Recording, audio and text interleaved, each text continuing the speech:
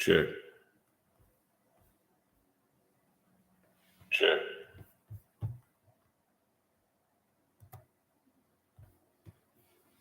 J. Marcase. What up, man? Trey Tucker, what's up, man? Y'all jump on in there, man. How was everybody's New Year, Christmas, all of that?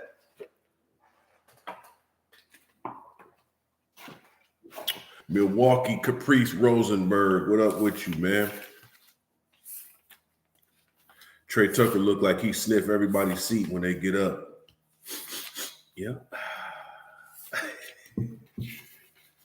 Milwaukee in the building.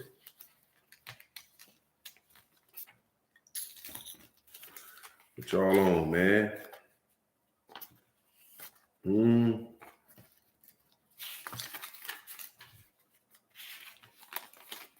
I appreciate y'all jumping in. Establish yourself where you are.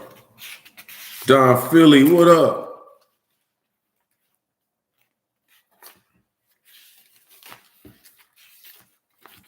Oh, I see.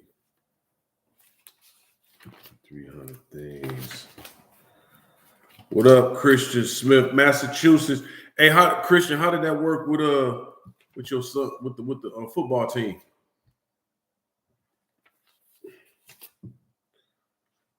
Charlie looked like he just changed the alternator.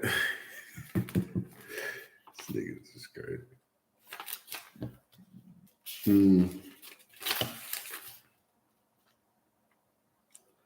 That's funny.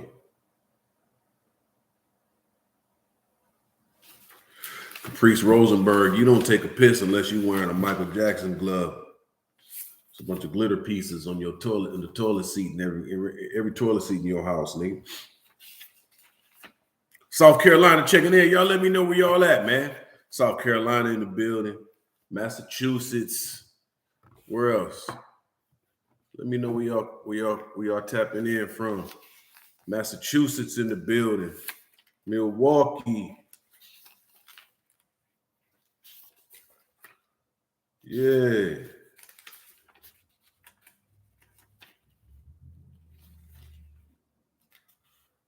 You got a suede toilet seat? You and R. Kelly was the only niggas that had toilet seats around y'all necks at all time, indicating that, you know, PP on you. You got a suede toilet seat. You funny.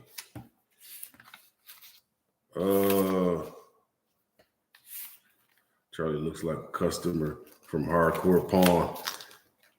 Mello Popolo, where you calling from? Not calling, but you know what I'm saying. Where you at? My bad, I didn't jump on yesterday, man. I was tied up, dog. You know what I'm saying? Honolulu. Man, what the weather like out there, man?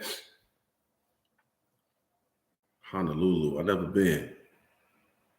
It worked out well. You had a good convo with the league commissioner and they took action. That's what's up, Christian. Man, that's love. I think a lot of times, man, I know me personally, we get in our feelings sometimes. We like, man, you know what? I'm about to just do X, Y, Z. But a really good conversation, especially if it's another grown man on the other end that's listening, sometimes we can arrive at a solution if we're just willing to sit down and just have a real conversation.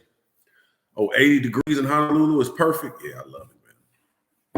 I'm glad that worked out, Christian. 100%. So check it out, man. I got to show y'all. I'm back to the flip phone. Jamario Massey checking in from Buffalo, New York. What up, though? This nigga said I just did a bump. You know, I ain't never did drugs, man. Never in my life. I've drank. I've done a whole bunch of other stuff, but my dad scared the hell out of me when I was younger, man. I've never did drugs, dog.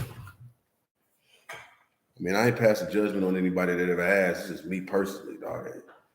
And I'm 45 now, man. I'm too old to be doing drugs, man.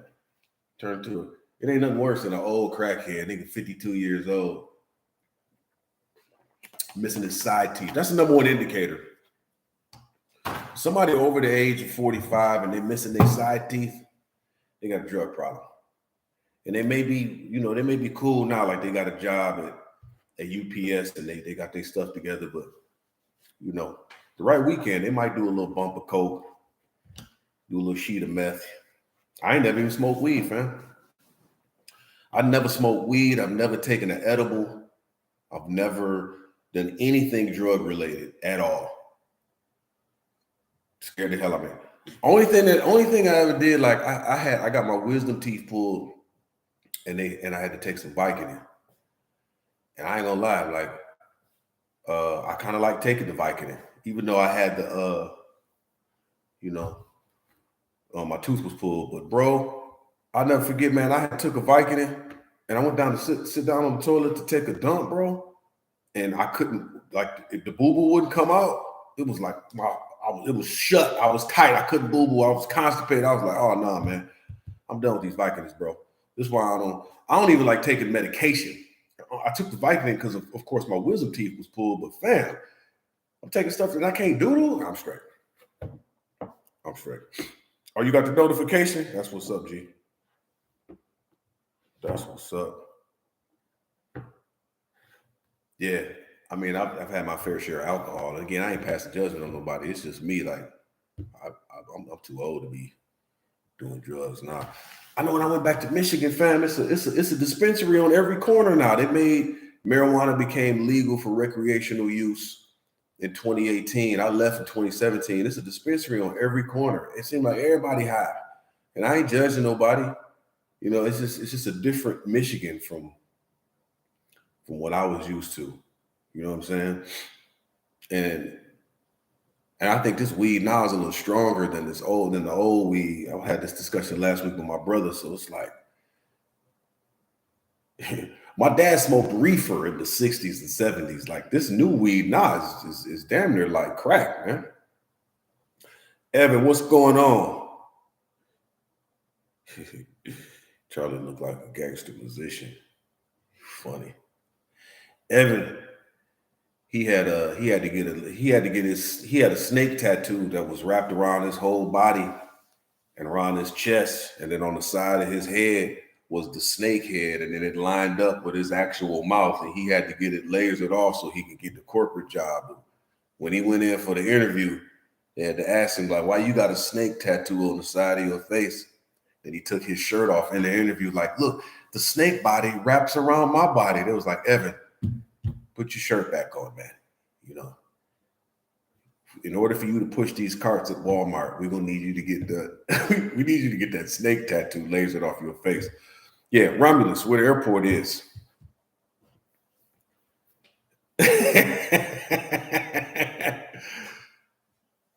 When Evan start losing his hair, he gonna get hair tattooed on his head, and he gonna get mad at people when they ask him about it. Like, nigga, what is that on your head? It's hair, man. What you mean? I got an 89 Pistols roster on my rib cage. That's Vinny Microwave Johnson, John Sally, and Christian Smith. Thanks for the 199, family. Man, that's respect. I appreciate that, man. I get a lot of emails of people asking me for advice, or even in the chat, man. People just ask, and I ain't even sitting here professing to know it all. But I mean, I've been through a ton of life experiences, and when somebody asks me for some advice, and I give it to you, and then you return the favor by dropping a couple dollars, man, I appreciate it, man. That's kind of how I look at it. It's so many people I've just put money in their hand, like, here, $100 bill, give me the game. I did that with Craig, man. I put $100 bill in his hand, like, man, give me the game on the internet. You know what I'm saying? Tell me what I need to know about, because I was just refused to be a part of this internet world. The $100, man. Talk to me. Tell me what's up. The game ain't free. Charlie got on a skirt and fishnet stockings under that. How come you don't be on Craig Flex? I was just on there like 2 months ago. Yeah, I was just on there, man. I mean, I went to the show every day. I mean, every time it was on for like a year, a little over a year. At some point, bro, we got to branch out and do our own thing. It ain't. It's all love. He came to did my show a few months ago, man. It's all love. But when you a creator, you a content creator, at some point you got to jump out the nest and branch out and do your own thing. So, yeah, man, that's Craig, my brother, bro. Everybody over there, I got nothing but love for him. But I'm back to the flip phone, y'all. I tried the smartphone for like 3 months, and I didn't have self-control, man. I didn't have it, you know. I ain't gonna lie, man. I was looking at some booty videos, and I got to flirting with multiple women. I don't have the self-control. I don't. So earlier I was talking about how I've never done drugs, right? But we all got our proclivities. Man, I'll be doing good 3-4 months focus, and it'd be a chick in the Waffle Hour at Walmart with some yoga pants on, and she say something slick to me, and before you know it, I'm on a run. So I have to do what I need to do to make sure that I stay productive, man. So check it out. I got the flip phone. The Bible says that when your eye offends you, cut it off, cut it out. That don't mean you pluck your eyeball out, but that means if you got certain weaknesses, you got certain proclivities towards certain things, and you know yourself, then you got to just cut those things off. Like, I know I can't have a smartphone because I'll be watching video. It ain't all booty videos. I'll be watching funny videos. I'll be distracted. For me, a smartphone destroys my productivity. I can't do it.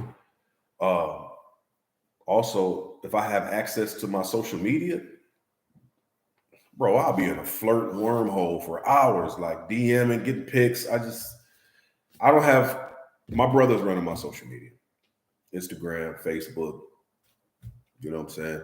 I just recognize what my weaknesses are. And I'm bold enough to admit it, man. And I think that's just the first part. Us as men, you know, not all of us are meant to handle everything. You know what I'm saying? And it's cool to admit, like, I don't have the self-control. If there's something destroying your creativity as a man, your productivity and creativity, cut it out. Cut it out, man. And don't even be ashamed about it, because, I mean, I got my hands on so many different things right now that require my focus and attention. Even with being a father, I don't want nothing to distract me, dog. Christian Smith, thanks for the 10 ball, baby. Appreciate you, man.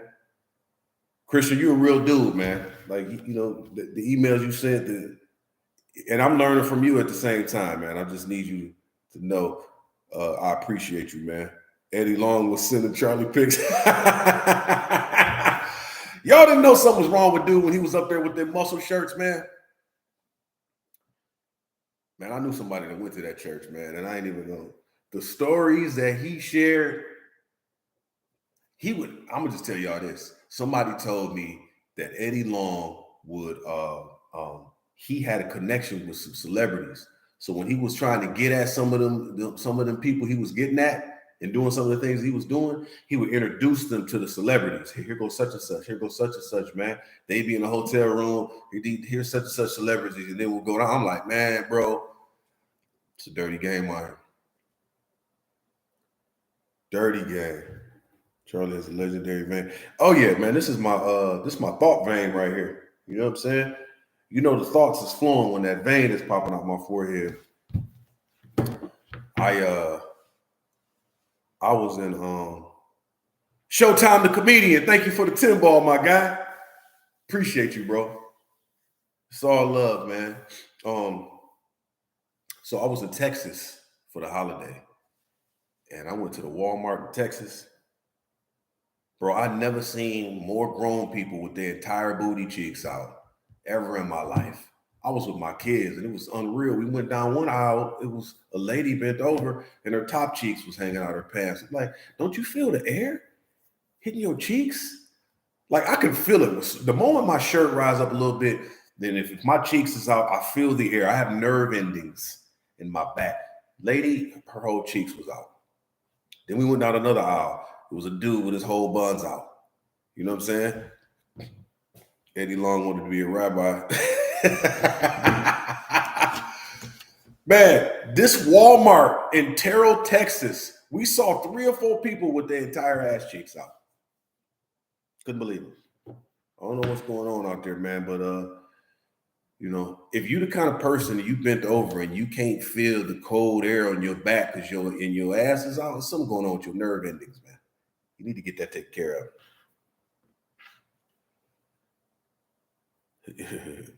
Yeah, top cheeks.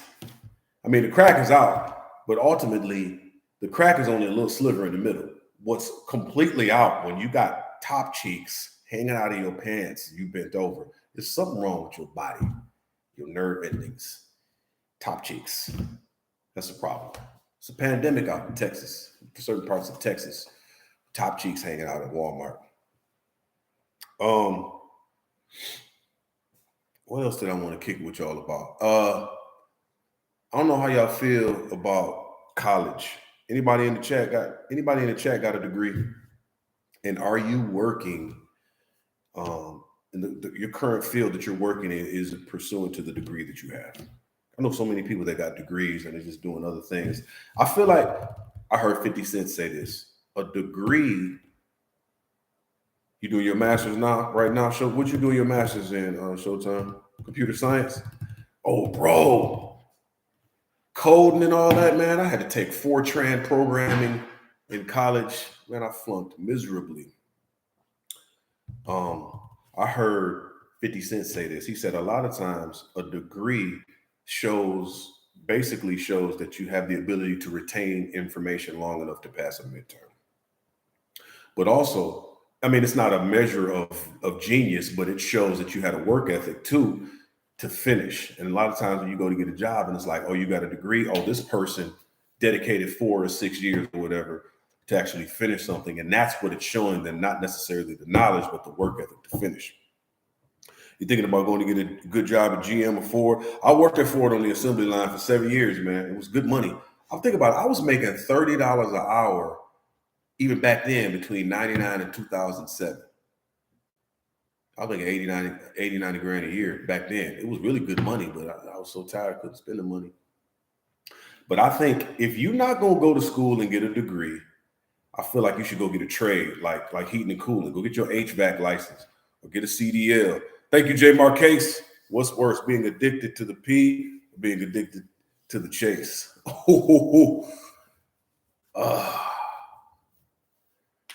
Man, that's a good question, bro.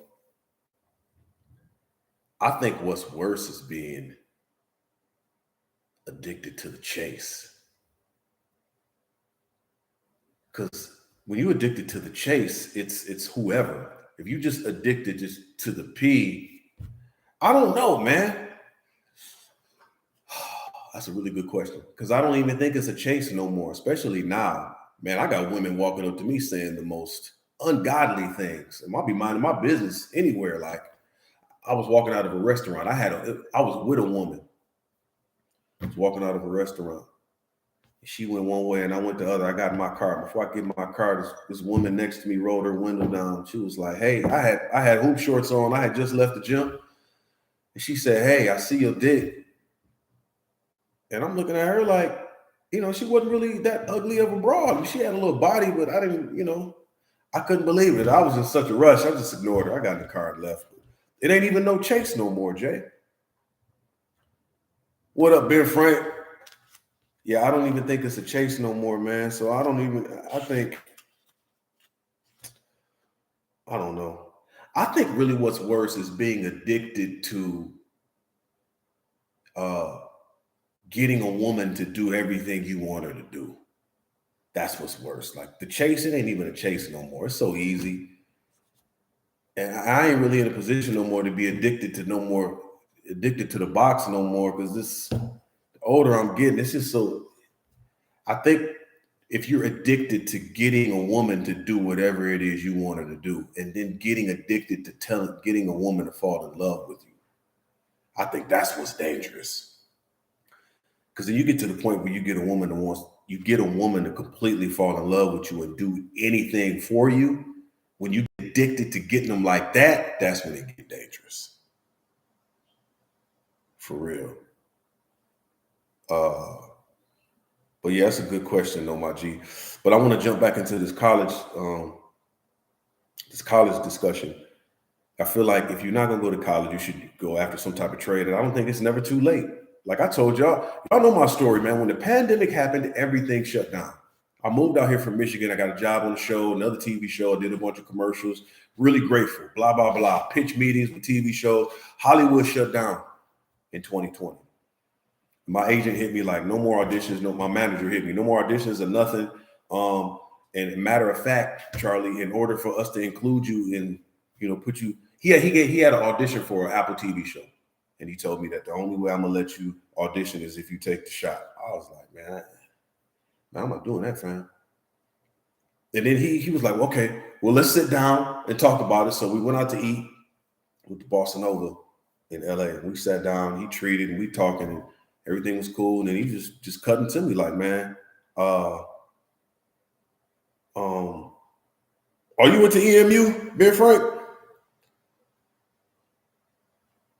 Yeah, I went to EMU. What you think about Imani Bates over at EMU? He hooping but he balling. Yeah, I went to EMU, fam. I didn't graduate. I did 3 years. But what was I saying? What was I talking about? Anyway. Oh yeah, I did see. Yeah, my bad, dog. It's been so long. I did used to see you up at EMU. Yeah, I done lived so much life, man. Sometimes I be forgetting. But so my manager, he was like, I'm not gonna submit you for the Apple TV show unless you take the shot. I was like, man, I'm not gonna do that.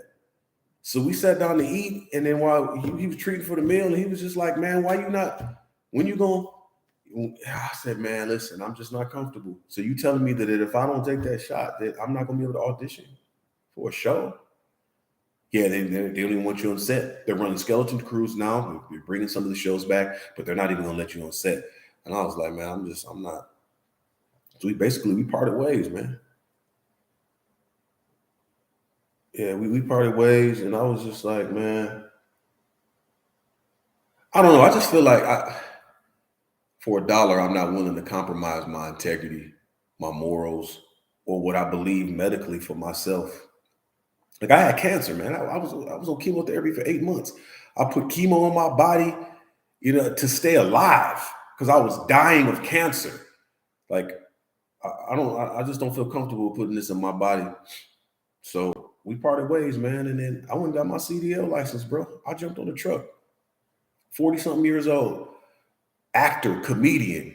I put the whole business down. Like, man, forget all this, dog. I'll hop on the truck and get some money. I was still getting residual checks from TV shows, but I was like, let me go get some money. I ain't too old to hop on the truck and get some money. And while I was on the truck for like 3 or 4 months, I was driving for Cisco. And I mean, you start the day with 1,500 packages. You got to drop them off to 20 different locations. While I was on the truck, man, Optima Tax Relief called me. I mean, directly. I didn't even have to go through no agent. And then they hit me like, look, man, we want to book you for such and such and such and such. And I was like, man, do I have to take the shot? They was like, nah. I said, well, cool. Well, then I want this because I'm working now. I want this check. I want this. We'll call you back. Call me back in like an hour. Yeah, cool. We're going to book you. Bro, I quit the next day. For real. No, Cisco Foods. Nigga, not Cisco the singer. Cisco Foods. He wild. Yo, funny. Yeah, man. So he said Cisco the singer. Yeah, Optima Tax Relief. And I've been a spokesperson for Optima Tax Relief for like 7 years. They take really good care of me, man. It's been a national commercial. They've been looking out. But I didn't know if they was gonna be weird too. Like I was prepared to put it all down. They called me. I wasn't pressing nobody. I was just working. They called me to come back, went back and shot the commercial, paid well. I'm just saying, my dad always told me it's always harder to hit a moving target. Always. You always be willing to just be like, oh, I'm going to go here then. I'm going to do this. Like, I'm not going to sit and wait. Like, well, let me just sit and wait on somebody to call me. Maybe they'll say I need to take the shot. Or maybe they're like, nah, man, I'm just going to go. It's harder to hit a moving target. So I don't think you should. What do y'all think about the Andrew Tate situation? I was surprised to find out that he's still in custody. Man, they've seized his cars. I ain't gonna sit here in front. I don't agree with every single thing that he says. I don't agree with every single thing that he does, but there are some things I do agree with. I think he says some polarizing things, but I think a lot of times he says some of the things that we thinking. You know what I'm saying? I just, I'm not necessarily sure. I think what I don't like about the media right now is you can be accused of something, anything. And since our culture is not about who's right, it's about who's first to get the information out. So they're putting out all this information about him and everybody's believing it. He's a trafficker. He's this, he's that, man. How do you know if that's actually true or not? And I don't know the case. I don't know this man or the situation. I just don't like that if you're accused of something, it's automatically true. And I do think that, you know, he said he's a distraction. It is the attack on masculinity. Andrew killed himself. For real, Lynn, you think so? This is how I feel. I don't think you should be personally. I don't know, man. I think he flossed a little bit too much. Most of the people that I know that's really getting after it bad, they're not really displaying every purchase that they have. You don't see every house. You don't see every car. You know, Andrew ran his mouth till he was locked up. I agree with you, Lynn. I agree with you. Andrew Tate, look him up. Speed, not accuracy. I think humans taking in too much information. Yeah, it was the information age. There's too much information. What happens when there's too much information? Because now you got people. You know, back in the day, you used to have to go to journalism school. You had to take certain classes prior to actually having a voice in distributing information, because there's certain code of ethics with distributing information. And especially if you have a platform and a level of influence, you have a responsibility with delivering the information. Now, those rules is just completely out the window. And now you got anybody with a platform, and I ain't even talking about Andrew Tate, I'm just talking about in general. It's some lame influencers out here that's just, they pushing a certain narrative that fits the algorithms to a certain degree. And I just, you know, like for me, when I present something, I'm not saying I'm the best or I'm the smartest or whatever. I try to present it, especially if I'm talking about myself, I'm going to present my flaws first, because all of us are a balance between our successes and failures. Oh, you got live bars, Lynn? Kevin Samuels replacement. I like Andrew Tate, who creates the algorithms. Man, these algorithms, bro, I ain't gonna sit here in front. I got so many viral videos and I don't even know how. I can't even lie to you. I have no clue. I know I was on the truck driving and my daughter called me like, man, because I had did my homeboy's podcast, my boy Craig Koenig. And I was just telling stories. And he took a clip and put it on his TikTok and it went viral in a day. It did like 1 million in a day or something. And my daughter called me like, man, you on TikTok right now going viral. I'm like, how? I'm at work. I'm on the truck. She was like, no, man, I had to use, because I had a flip phone there. I had to use somebody else's phone. I grabbed somebody else's phone, look at the TikTok, couldn't believe it. So I was like, okay, because I don't like podcasts. If I'm being 1,000, I don't like them. All I want to do is create funny videos and maybe do stand up here and there. But like, I don't like the podcast format because everybody got one. And then I was like, oh, they want stories? I called up Langston, we started shooting podcasts, and that's kind of why I'm back in the game. But I can't sit here and tell you the juice on what it takes to go viral. I just say whatever I want. I just talk about stories. I've been shot. I had cancer. You know, I used to do this. I used to do that. I'm just telling stories. But I can't, if somebody would, and people have, Charlie, man, give me the game on going viral. I don't have no game. Just like when people call me and say, man, give me the plug on getting commercials. Nigga, I don't have no, bro, I worked hard to get an agent. I did a ton of plays and did all that, blah, blah, blah. That's how I got access to commercials. It's a God thing. It ain't me. But as far as going viral, I can't share it with you. I can't share with you the blueprint. I don't know how. I don't know how at all. You know what I'm saying? I'm just having fun and I'm just real. When you listen to my stories, dog, you gotta know I'm being 1,000 with y'all, man. I ain't sat in front of this camera and ever told a lie. It's all 100%. You gotta feel it. And my family knows, especially Lynn, that's my cousin. He know that house that I had on Lanco behind the Dairy Queen. when dude got threw out of his car on the grass in front of my house, or me getting shot, me having like all that stuff. I got family that can verify, or a season where we trapped a little bit and sold a few things. Like, I got family that's in the chat right now that was right with me every step of the way, man. I ain't never told a lie on here, dog. But as far as, if I had to tell anybody, if you're gonna get online on the internet, YouTube, TikTok, and do whatever, don't chase no algorithms. Just choose truth, not popularity. Get on there and tell your truth. And that's all I did, man. And that's all I'm gonna continue to do, is I'm gonna tell my truth and share some game, because ultimately we got to build a community where we got to take back the block. You know, there's young men out here that need to hear our stories. And there was just some of Andrew Tate's narrative that I didn't necessarily agree with. I love how, this is one thing he said that I agree with. He said, there are men out there that don't want to take gender blocking drugs, that want to drive fast cars, that want to have a beautiful woman on their arm and not be emasculated for having an opinion. I agree with him on that. 100%. There are men out there that feel like masculinity is under attack and you can't have an opinion.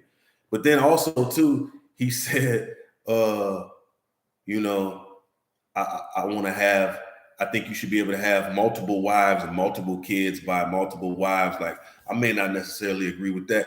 I ain't even gonna get into the moral part of it. Just, can you imagine how stressful that is, nigga? 5, 6 wives and 2 kids by each wife. Look, man, I had enough drama with one wife and 2, 3 kids. I can't imagine having 5 or 6. Who's better, Angela Bassett or Meryl Streep? Somebody told me I know somebody who was working on this TV show Angela Bassett on, and they said that Angela Bassett will not let you on set unless you can show proof of getting a certain shot. And if they find out that you don't have it, she'll have you removed.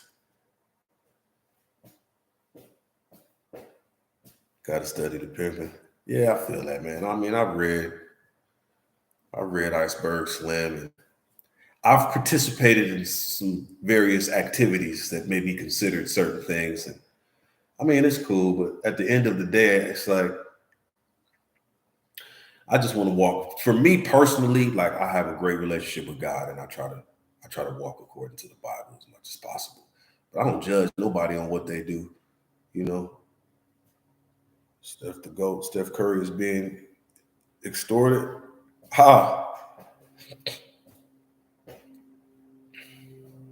He was a bald brother.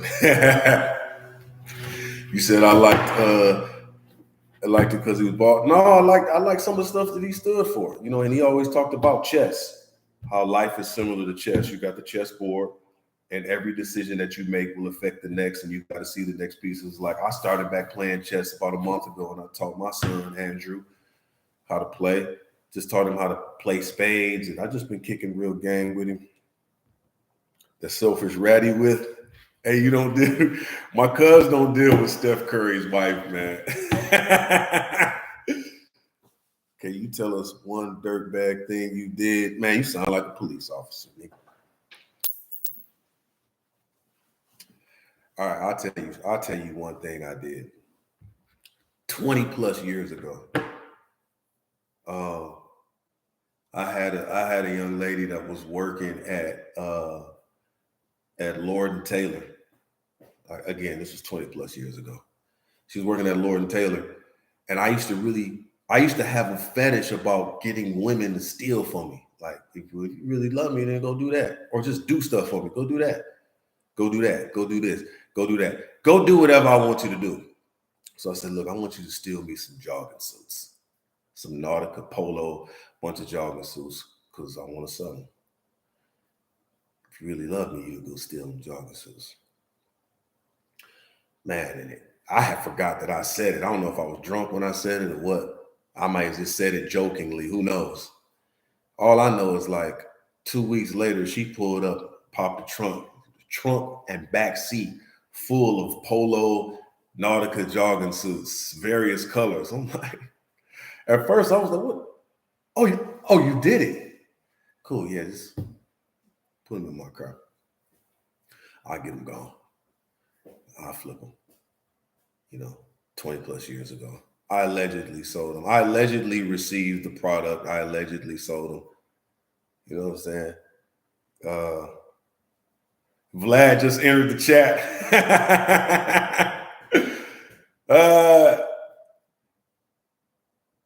You got jacked out that deal. Did I say you wanted them jogging suits, Lynn? I remember I gave a couple of them away too. I gave a couple of them away to a couple of chicks that I was talking to. I like what Charleston White said. Gonna, I'm gonna tell.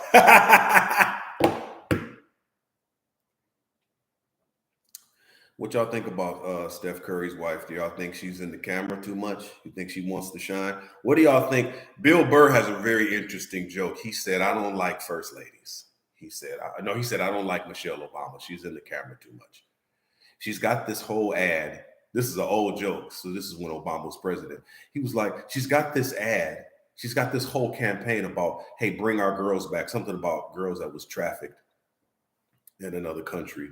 So Michelle Obama had this ad, hey, bring our girls back. Let's get our girls. And Bill Burr's like, hey, honey, have you looked across the dinner table? You see that guy, the leader of the free world? Why don't you talk to him about helping to get the girls back? What am I supposed to do as a comedian? Why are you making this ad? Talk to your husband about bringing the girls back. Like, I don't like when first ladies are all in the camera trying to get the shine. This is Bill Burr, his joke, which I think is hilarious. He just had such a problem with Michelle Obama. But she a 304 want to be. Oh, you say, I got one on the house, my baby. Never can I be Vlad. Oh, I'm messing with you, OC Kitty, OC Kane. I'm messing with you, my G. Damani Jones, what up, dope? The nigga Lynn said Aisha need to work on her jumper. What's she good at? What's Aisha Curry good at? How is she known other than being Steph Curry's wife? Lynn, I know we had this discussion. Like, I'm more of a fan of LeBron James' wife because she's like, you know, I'm his biggest cheerleader. I'm going to be the one who makes sure that ain't nobody going to praise him or she don't compete with him. I think about some of my relationships that didn't work out is not just relationships, but friendships. When some of my relationships and friendships didn't work out when people were trying to compete or be me instead of support me. Like it's only one. Everybody ain't meant for the camera. Like I book a commercial, I'm doing a show. Now you all of a sudden you about to start a podcast. Like that's not your lane. You're not, you know, why are you trying to compete with me? You know what I'm saying? Like you think cooking is what she do? Curry wife has no self-identity. Hey, for real, I deal with Savannah Lynn. Savannah James knows her lane. And I'm just so tired of this narrative of like, oh, he's doing it, well, then I can do it too. Like, man, if that's what you're called to do, the Bible says every good and perfect gift comes down from the Father of lights. God is the one who gives gifts, right? So if he's the one who gives gifts, everybody may have a different gift. Why are you trying to be me? Why are you trying to do what I do? Why are you competing with me? Why are you mad? Why is there so much? Like, I can remember being in relationships where I say something good had happened and then she sucking her teeth. Judy Huff, what's going on, family? How the grandsons doing? She smacked the camera out of LeBron's hand. I don't know, man. I don't know. I'm just... That's one thing that Andrew Tate did talk about. Like, this just certain that I agree with is it's okay if we're different. We don't have to be the same. A woman doesn't have to be exactly the same as a man. We can have our own roles. They're gender roles. They're things that you're good at, you're strong at. And I mean, your whole body is built. A woman's body is built to receive seed and carry, which means you're different. It's okay. That's good, Judy. I'm glad the grandson's doing well, man. We glad to hear that, man. So your last relationship was like that. If I shared good news, she had an attitude about it. Yeah, I'm glad she's an ex, man. That's a dangerous situation. I talked about this on another podcast. Like, you know what we want in relationships? Man, we want joy and safety in a relationship. Not that I'm not depending on you for it, but I don't want you to take my joy and my safety from me. I want joy. I should be safe to share my day. You know what I'm saying? And not only that, like I'm 45, but also there's a 2-year-old that lives inside of my body, and it comes out every now and then. And I act a fool and clown, but I'm not going to do nothing that's illegal or nothing that's going to get us, you know, in horrible trouble morally. But like I'm silly sometimes, and when you with somebody that's always trying to suppress or oppress, don't do that. Those like I don't like being around people that's full of fear everywhere we go. You know what I'm saying?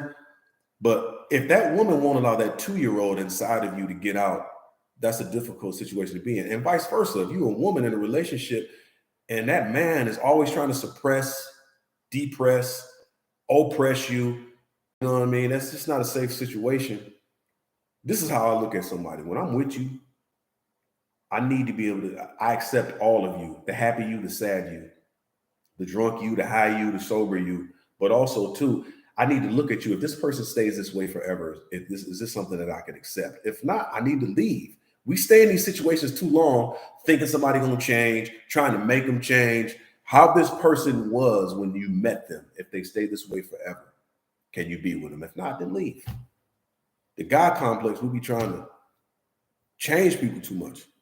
You know what I'm saying? That's right, bro. Energy vampires, the Islamic. And I need a positive vibration. I need to be free. I need to be me. I'm silly. I clown sometimes. You know, I feel like you should be my biggest cheerleader if you with me. You know, I was in a situation where I would crack jokes and this person I was with wouldn't even laugh, wouldn't smile, wouldn't, oh, don't do that. You always think you funny. You always cracking jokes. And it's like, man, hold on. That's my gift. If you can't acknowledge my gift or you're trying to suppress it, why are we even here? And then not only that, why are you trying to do stand-up now? Like, that's not even your lane. It's so weird to me, man. And I feel like we just have this God complex that's rooted in, I can change this person to be what I want him to be instead of accepting this. Now I'm at a point of acceptance. If you can't accept me, why are you here? Yeah, if they don't like the jokes, it's a red flag, my dude. 1000%. Also, too, man, I'm gonna tell you what's another red flag. Another red flag for me is when I'm in a relationship or a friendship with somebody and I express to them an offense. Hey, this hurt my feelings. Hey, I didn't like this. You know, and either they don't even acknowledge it or they explain, all right, well, the reason I did that is because of this. I just had a recent discussion with one of my exes. You know what I'm saying? I got a few. One of my exes, and I just like apologize for some things that I did. Like I apologize for this, and this. I didn't mean to do that. Because I wanted to go into the new year, not only apologizing for some things, but also releasing some unforgiveness, because unforgiveness is a prison. So I'm like, man, let me apologize for this, and this. I said, but also too, I need to express some things that I've been holding on to that I've been walking in unforgiveness with. When you did this, it hurt my feelings. When you said this, it hurt my feelings. It crushed me. These things that you did, I've been walking in unforgiveness with you. And I just want you to know they hurt my feelings, but guess what? I forgive you and I'll release it. And when I ask for, when I'm forgiving somebody and I'm releasing something, I'm not looking for them to apologize. I'm not even looking for them to acknowledge it. I need to release it so that I can grow. So I said these things and she was like, yeah, well, I accept your apology about what you did to me, but those things that you said hurt your feelings. Well, you got to understand that I can't lie, so I got to tell the truth. So whenever somebody asks me, because my offense was, some of our business went public, and I just didn't appreciate it. I was like, look, we had some issues. We didn't have to go public. She took it public, and I just said it offended me. Well, I can't lie. Sorry you feel that way, but I had to tell you. And for me, that's just kind of a red flag when you express something that hurts your feelings and you've been walking in unforgiveness and you tell them and they just like, well, the reason I did it is this, get over it. The reason I said that was this. And it's like, unforgiveness is a prison. But when you're releasing unforgiveness, do not look for that other person to apologize, because that's where your feelings get hurt. You got to do it for you. You got to just get it off of you and leave it alone. And even if you can't reach that person, just write it on a piece of paper and put it in the fireplace and set it on fire. But you got to release it. You got to be able to work through things. Sorry you feel that way is a major, man, for real. Charlene, what it do? Yeah, when someone says sorry you feel that way, it's a major red flag for me, because it's like, man, you didn't even take the time to hear what I'm saying. Like, especially for me, it took me two stints of anger management, court ordered anger management, for me to be able to start talking about how I truly feel. I had to go twice. And it was after the second time where I was like, man, I have to get it off. Hey, this hurt my feelings. When you said this, when you did this, it really hurt. But I forgive you. And I'm done with it after that. Even if you say the reason I did this, or sorry you feel that way, no matter what you say, I'm saying how I feel so that I can be done with it. Absolutely. You got a better chance of finding a UFO than a woman with accountability. I wouldn't say all women, because I've raised my daughters to just take accountability with somebody. This is how I've raised them. Especially if a man has taken the time to sit down with you and say, hey, when these things were done, it hurt my feelings. I've raised them, look, first acknowledge it and apologize. Don't get defensive and say, well, the reason I did that, it must be something in you. What's wrong with you? That's not, you don't want that. You don't want that man to be the type of person who's not, because that's not joy and safety. The moment that I come to you with something like that, if we're in a close relationship and you attack my vulnerability, now I don't feel safe. So now, why would I come to you with anything else? Why are you so quiet? Why are you holding on to stuff? Because I don't feel safe. I don't feel safe.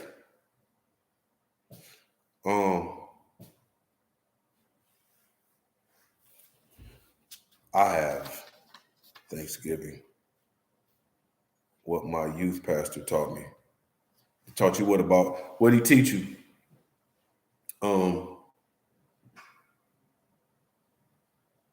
He said, I went to my divorce hearing in some boxers. Accountability. Yeah, you fooling.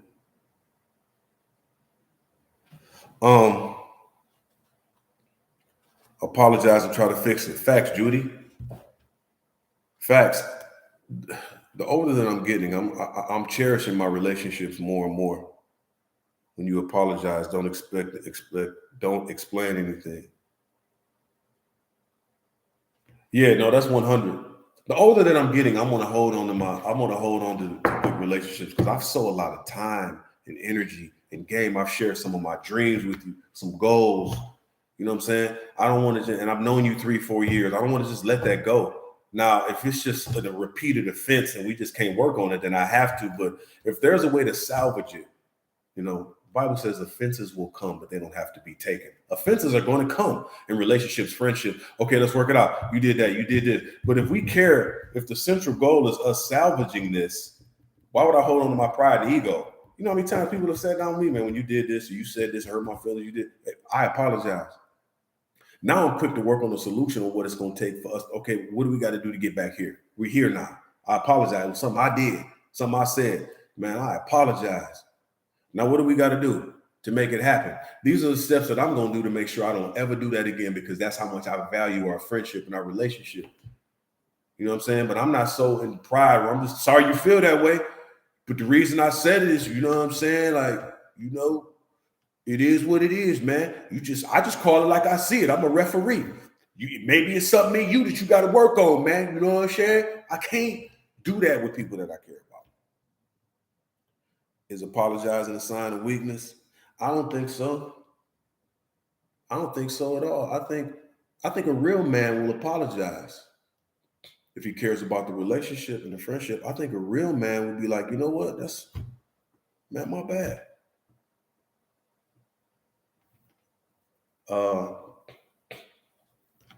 I think true humility is power under control. Meekness is not weakness. Humility is power. Like, I know it's something I could say, or like I've apologized in situations with people where they was completely wrong. And their cognitive reasoning ability was so off that in conversation, they was getting further and further from the truth. And I'm just like, look, I apologize.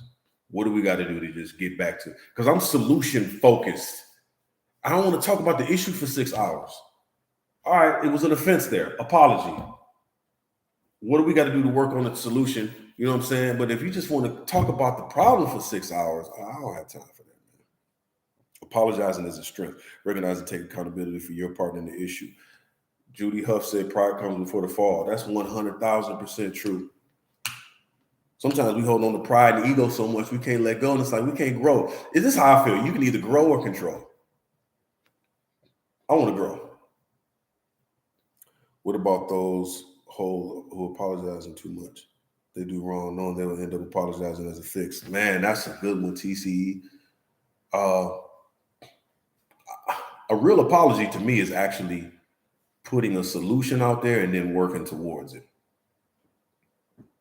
I'm like, oh, I'm sorry. Sorry, man. I mean, you know, I had a problem with that. I'm sorry. But no, I'm working on a solution.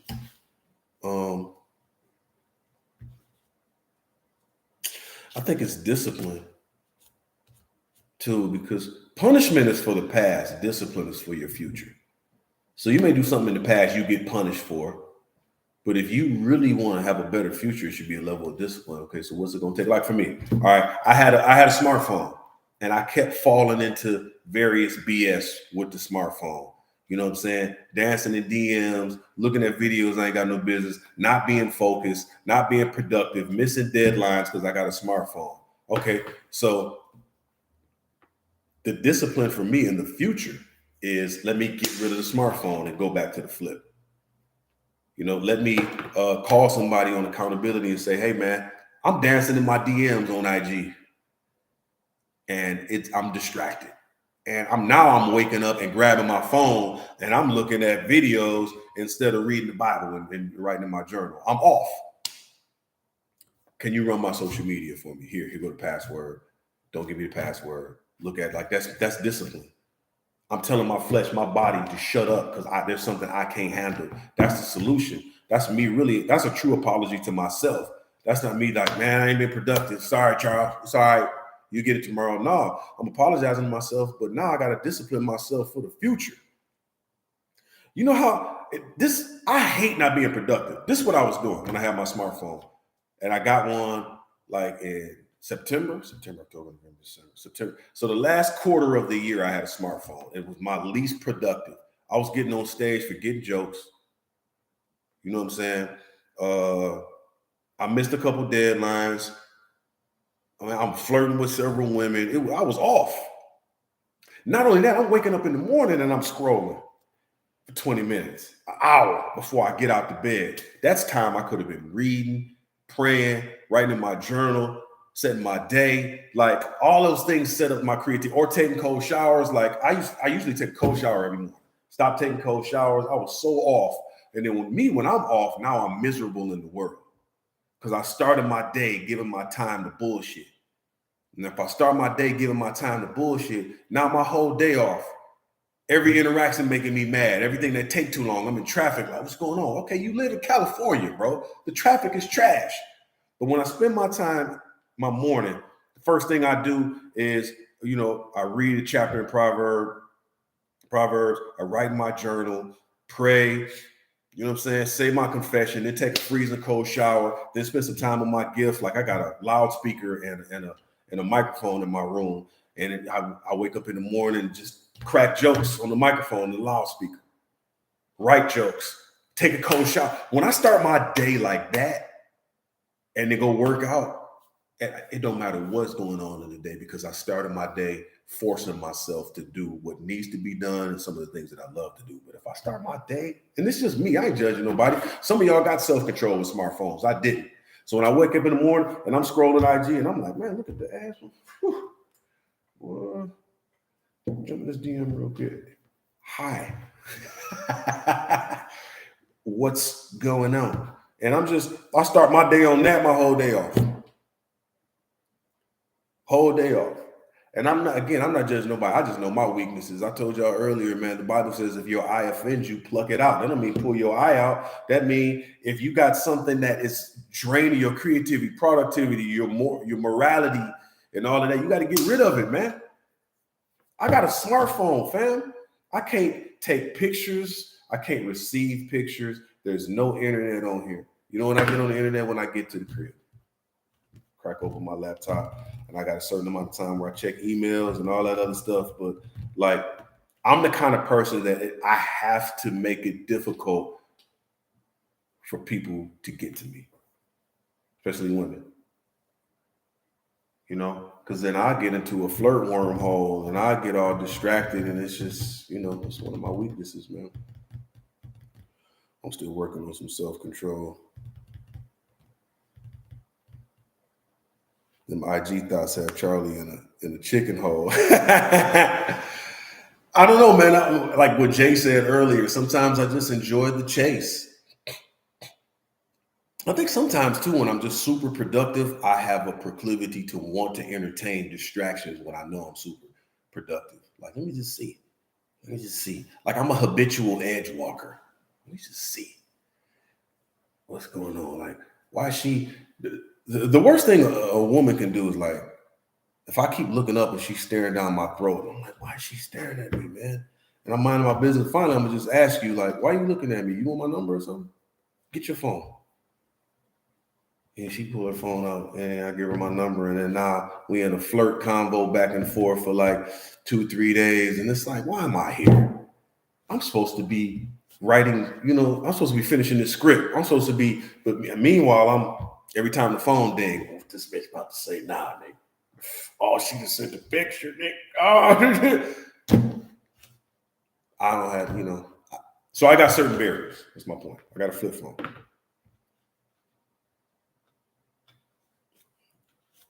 Being close to the edge is a masculine trait, not walking in fear. No, but see, now I'm a habitual edge walker in other areas, in business, instead of using it on the, because that thing is always going to be there, bro. Like, I'm a Scorpio, you know what I'm saying? I'm a high energy guy. I've accomplished a few things. That part is always going to be there. It's always on the other side. But now I use it in business. I push it to the limit. Like, well, hey, you know, like I'm writing commercials now. Writing and producing commercials. So now I'm edge walking in negotiation. I'm putting a price up there that's in the sky.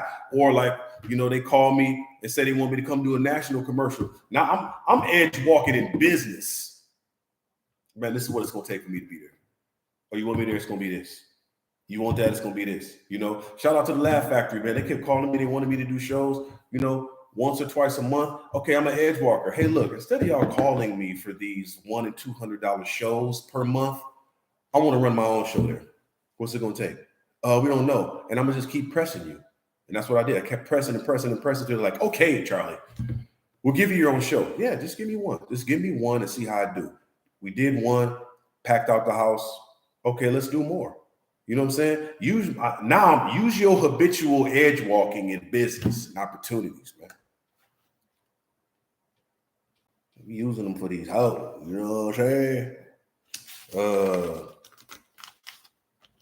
Man, my dad told me the other day that his grandfather was a sharecropper in South Carolina. Did you know that, Lynn? Our grandpa Stacy Vereen was a sharecropper in South Carolina.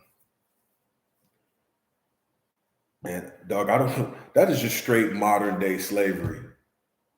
Sharecropping was off the chain.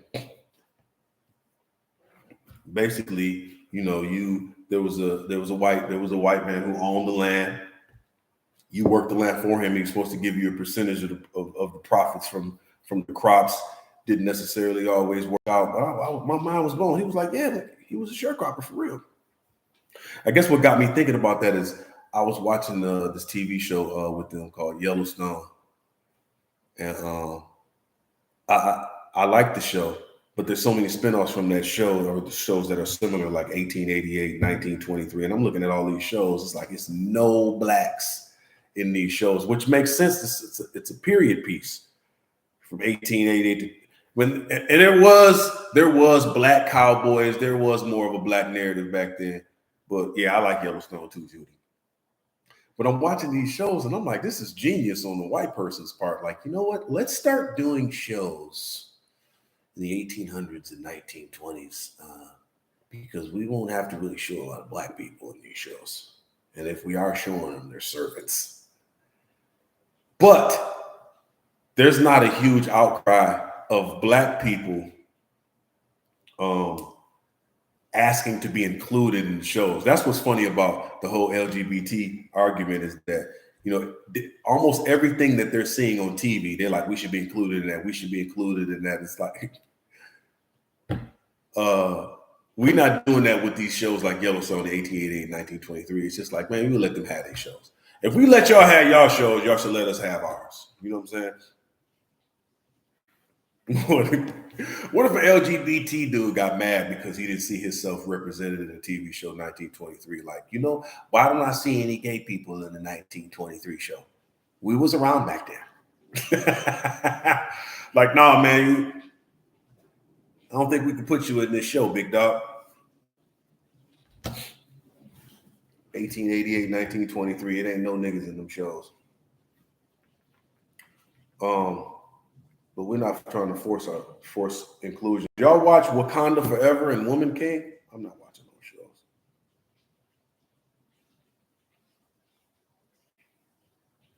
I don't watch any of those shows. 1923. I mean, Woman King, Wakanda Forever. Because I just feel like I seen one black person on Yellowstone. Yeah, I saw he was a cowboy. He had 2 words. It was funny. But it is a good show though. I like it. I like Yellowstone. But I don't want to watch Wakanda, and nothing against Coogler and the whole team, blah blah blah. I just feel like a lot of these shows, they are taking out the strong male presence. I don't want to watch Wakanda Forever because I feel like it was something that was just ours. It was uranium. It was just black folks. It was us. It was Wakanda Forever. It was Chadwick Boseman. It was us. And it was a strong male lead, and it was all blacks. Uranium was for blacks. And then Wakanda Forever is like, no, but now we got to share uranium with Hispanic people. And the Hispanics had a strong male lead, kicking our tail. And now all the strong men on Wakanda side is now it's women leading. I don't know. My mama said I'm chauvinist. I was just like, I don't want to watch Wakanda Forever because it seems like it's an all-ladies show now. And ladies fighting Mexicans. And now Mexicans have a chance to get uranium, which is once like I don't mind 1923 and 1888. Them shows, okay, those are y'all why they're well-written shows. And black people don't even need to be in the shows because it's that narrative for them. But why couldn't Wakanda Forever just be for us? Why we got to introduce other races? And you got the Mexicans in too. They got access to uranium. And, you know, the Mexicans, they got male leads kicking our tail, and there's women fighting for us on our side. I was just like, it's just an agenda. It's Native Americans in 1883. It is Native Americans. But I'm talking about it ain't no Negroes in it. Not the biggest fan of either. Vibranium. I said uranium. my bad. Vibranium. That just lets you know I ain't even watching it, dog. Is it uranium or vibranium? I don't even know. Whatever it is, it was for us. And now it's for everybody. And again, maybe my thinking is off. You know, I'm a balance of failures and successes. I ain't always on. I could watch it and actually like it. But where I'm at now, like, I don't want to watch it. I don't want to watch Woman King. I don't even want to watch Ozarks no more because I feel like Marty has been emasculated. He's a soft lame now, not his woman. His wife is running it because he didn't have the stones. I just feel like it's an emasculation agenda, and I don't want to watch it.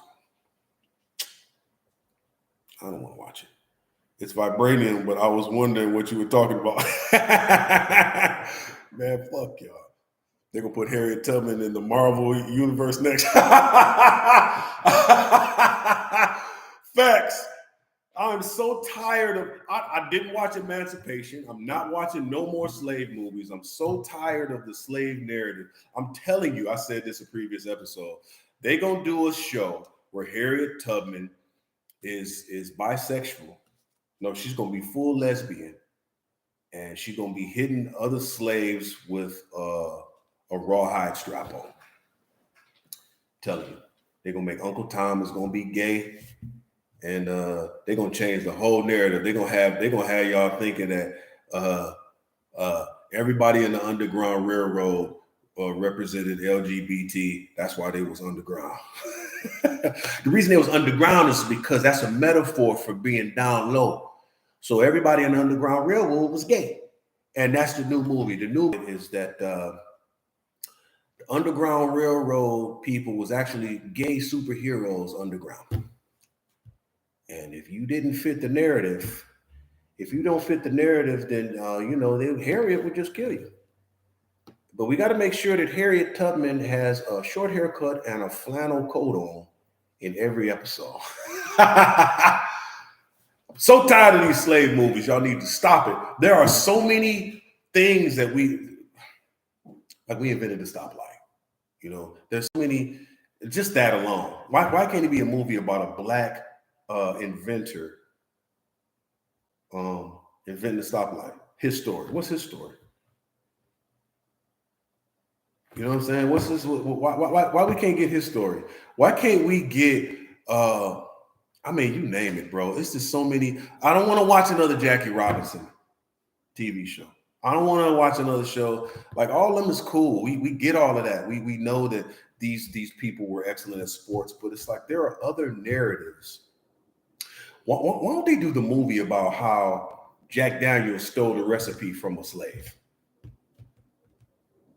If we're gonna do a slave movie, let's do that. You know what I'm saying? I don't know. That may never happen. But let's do a real Christopher Columbus movie. Let's talk about how it was black folks in America when he arrived. Let's show people, what we need? If we do a slave movie, if we ever do another slave movie, we need to show people how America was created. America was a garbage country. If you were in Ireland, England, wherever you committed a crime, either you could go to prison or you could get sent over to the Americas. Appreciate the $1.99, J. Marcase. They're going to make the slave gay. Of course they are. It was gay slaves. They wanted to get hit. That's what it was, man. Uncle Tom, I don't even want to go into that. But I'm saying, if they're going to make another slave movie, I'm telling you what they should do. They should show how America was a garbage country. How if you committed a crime in that other country, either you could get sent to prison or you could get sent to the Americas, right? For 10 years as an indentured servant. And then when you did your 10 years, you was free. Or also, too, when you was in England, Ireland, wherever, Italy, wherever, and you wanted to come to the Americas and you didn't have the money, you could come to the Americas as an indentured servant for 5 years. And after you worked off your 5 years, now you could live over in the Americas. So when Irish people and all these other, we were slaves too. There's a difference between being a slave and an indentured servant. You came over here as a servant for a season. When that season was over, you walked away. Your kids weren't born into slavery. You don't even know your own history. That's what we need to be doing movies on. I'm so tired of this argument. I'll be putting up videos about reparations and stuff, which I don't know. We may get them, we may not, but I ain't waiting on them. I'm hustling. But so many people jump in the comments and say, well, my ancestors were slaves too. You don't hear me crying. No, your ancestor was an indentured servant, Timmy. Came over here from Ireland to work off a debt, or he came over here from Ireland as a criminal. And when he worked for 5 years, he was released and his kids weren't born into slavery.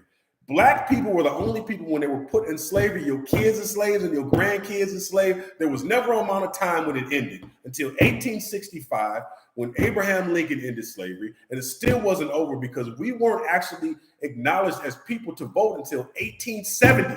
It's not the same as being an indentured servant, bro. So stop it. For real.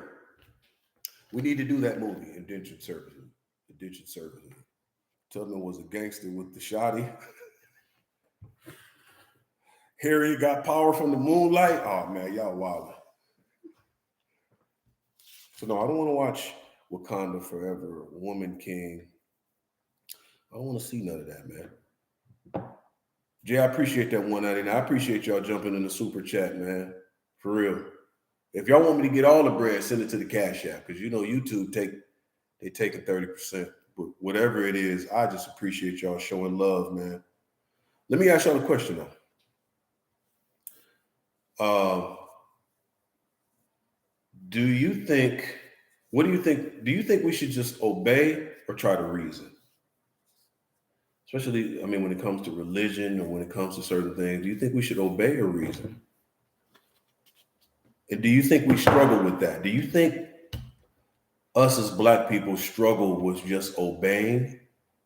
We try to reason everything? Or do you think it's a class issue? I want to know what y'all think.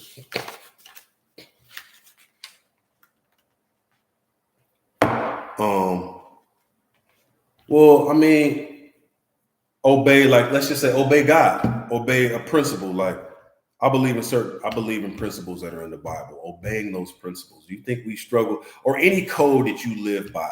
Let's just say somebody, you Muslim, you believe in the Quran, Jewish, you have the Torah, a certain set of ideals or principles that you live by. Do you think we have an issue with living by those ideals and principles because we're trying to reason? Do you think we fight obedience as a people? It's always about class. Obey your natural instinct. Okay.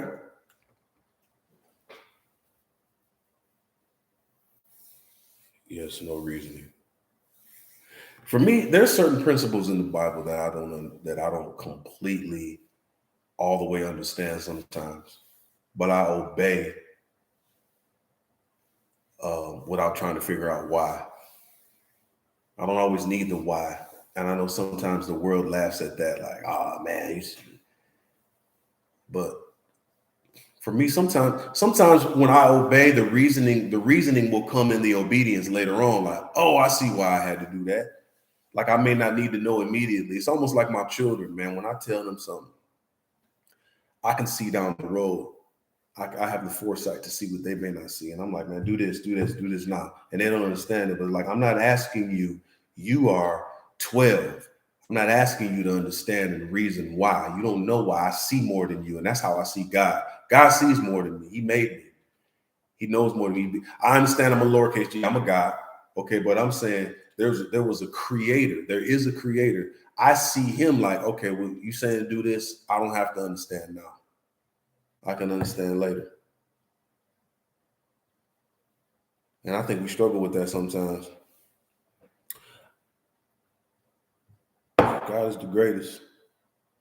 Do y'all think, I think some women take cheating too personal. I know this is it could be a little controversial, but you got a man in your life, and first of all, I don't ever want to be put up on a pedestal because I have weaknesses that I even talked about. But I feel like a man has been providing. You in a nice home, working a job, he never put hands on you, y'all going on vacations, you take care of the kids, you do all of these wonderful things.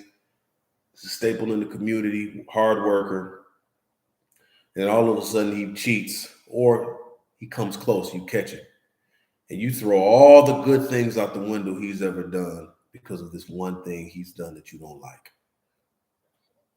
I don't think it's right. It's also written that with all of your getting, get understanding. That's embedded desire for reasoning. That's true. That's true. But there does come a point in time, Lula B, where it's like, dang, I don't understand. Like, just think about Simon Peter when he was in the boat. He's a fisherman. He's been fishing all day. And he knew what time it was to fish. It's a certain time of the day or night when you fish. I think it's at night when you fish. And when Jesus came and asked him to use his boat, like, okay, drop the net in the water now. It wasn't the time to catch fish. He knew it, like, man, ain't no fish in this water, dude. They down below. They ate all night. This ain't the time. The time to fish with nets is at night. You want me to grab this in the day? He didn't understand. He was like, man, I ain't asking you to understand, man. I told you to do it. You ain't got to understand. If you do it, you obey without trying to get this reasoning, then you'll see the blessing. Boom. Stuck the net in water, bunch of fish. Don't tell someone you're exclusive when you don't have the intention to be. The cheating is a violation of the partnership you as the man agreed to. Absolutely right, J. Marquez.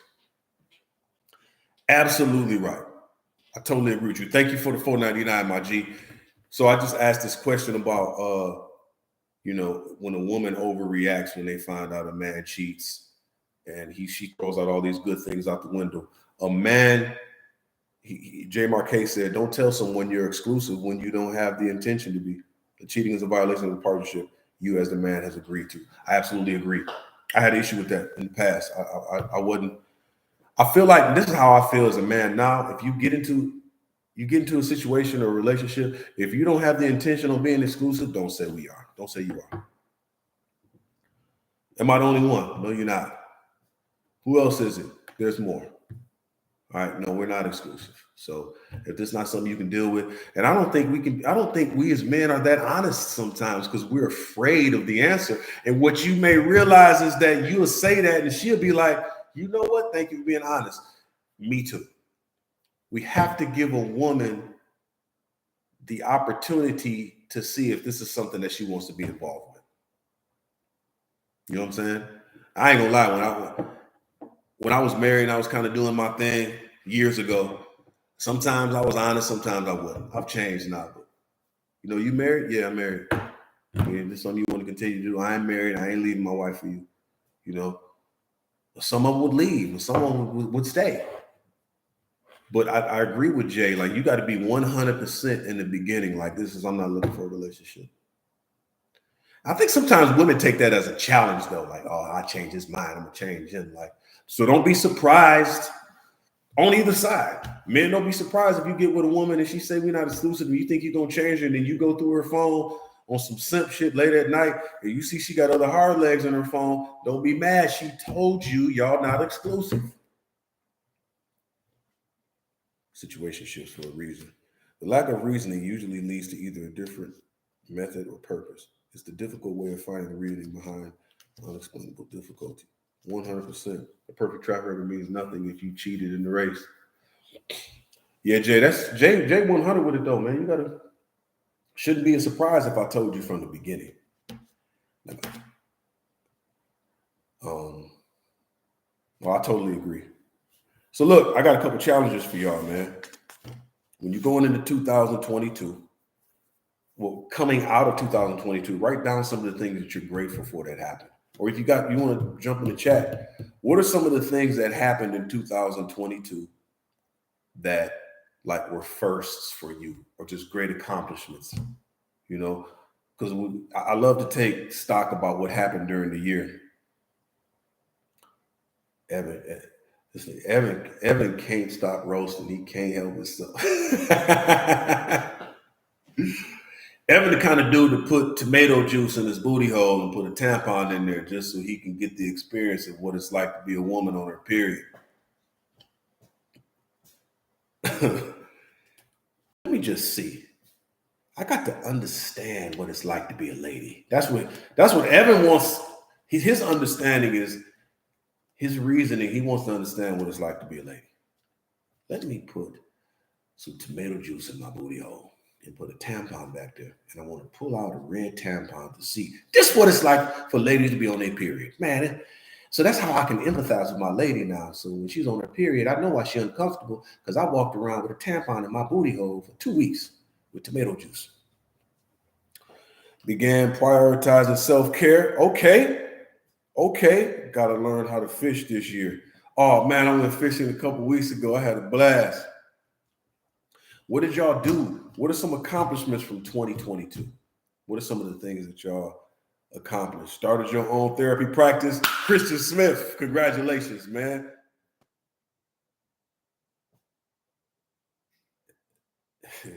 I want to shake them energy drinks this year, for real. Josh Hawkins got a cup holder full of toenails in his Grand Prix right now. You got into grad school and did well. Congratulations, Evan. I like to hear, man. What did y'all accomplish in 2022, man? Let me know, please. Because I'm rooting for y'all and praying for y'all. We are building. This is what I want from y'all, man. Build a strong community where you at. It takes strong men to build a strong community, 100,000%. And if our men is weak, emasculated, taking gender blocking drugs and just being soft and distracted on the phone all the time, we can't take control and lead our community. I want men that's going to lead the community well, you know? And also too, man, just in women.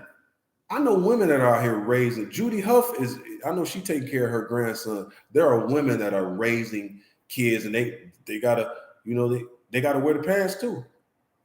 I want strong people leading our community, man. You study behavior analysis and special education. Shout out to you, Evan. I got a thought. J Marquez, I got 1,000 signups on the 6-0s, 400K page views, and launched an app. 100%. Y'all go, if y'all haven't already, man, please go to 6zeros.net. That's my boy J Marquez's social media page. I just want you to go look at it. It's an amazing platform for us. It's a FUBU for us by us. And he's talking about real issues, man. That's my brother. Check him out at 6zeros.net. Lula B, you joined the podcast. Thank you for joining the podcast, Lula B. I appreciate you. I'm gonna put my homeboy's website in the chat. I want y'all to go check him out, man. My boy J Marquez. Yeah, that's 100%. I appreciate everybody that's joined. I appreciate y'all, man. Spread the word for real, because there's a lot of lame influencers out here that ain't giving no real game and they had no life experiences. They ain't did nothing, man. I done did it all. You got to read my Bible more, because African Congolese need to get back to working out. And you will be more disciplined this year. Dre, I'm rooting for you. Man, it's one thing I want to tell y'all, man. Just write whatever it is you're trying to do, man. Write it down. Write down the things that you're thankful for in 2022. And also going into 23, just write simple goals. 3 short-term, 3. Everybody in this chat room right now, this is what I'm suggesting. I hope you have this. Write down 3 short-term and 3 long-term goals on a piece of paper and put a piece of tape on it and put it on your wall. Don't have it in your phone. Don't just have it wrote down. Have it out. Habakkuk 2, verse 2-3 says to write the vision, make it plain, and the vision will speak. Everything that ever happened in my life, most of it happened because I wrote it down. I said I wanted to leave for in 2007 at the age of 30. I wrote it down on a piece of paper. I put it on the wall. It happened. But not only did I leave, they gave me $100,000 to leave. I said I wanted to be in national commercials. I wrote it down on a piece of paper, put a piece of tape on it, put it on the wall. It happened. I said I wanted to book a guest star role on a TV show. Wrote it down on a piece of paper, put it on. I mean, the list goes on. I said I wanted to move to Detroit from California. Wrote it on a piece of paper, tape, wall. Write it down. 3 short-term, 3 long-term goals. I mean, if you really want to take some time and do a vision board, that's cool. But if you ain't got the time to do a vision board, right now, tonight, don't even play no games. Tonight, write down 3 short-term, 3 long-term goals, put a piece of tape on it, and put it on your bathroom mirror. And when you're brushing your teeth in the morning, and hopefully y'all brushing your teeth in the morning, when you're brushing your teeth, look at it, read it. 3 short-term, 3 long-term. I want to get that side tooth fixed. I've been missing 2 side teeth for 6 years. My short-term goal is to get my side teeth done. You got to stop putting gum in the side tooth. We know it's gum. Stop putting lead press-on nails in that tooth. We know it's a press-on nail. Get your side teeth fixed. 3 short-term, 3 long-term goals. Put it on a piece of paper. Lula B, you began a mentorship. Shout out to you. Shout out to you. Yeah, write it down. This is the year I want y'all to accomplish everything that you set out for. And write down 300 things. Will you get some time? Write down 300 things you'd like to see happen in 2023. That's what I'm on. I'm at like 0.60. I'm at like 60 or 62 things. Write it down. Write down what short-term, long-term goals.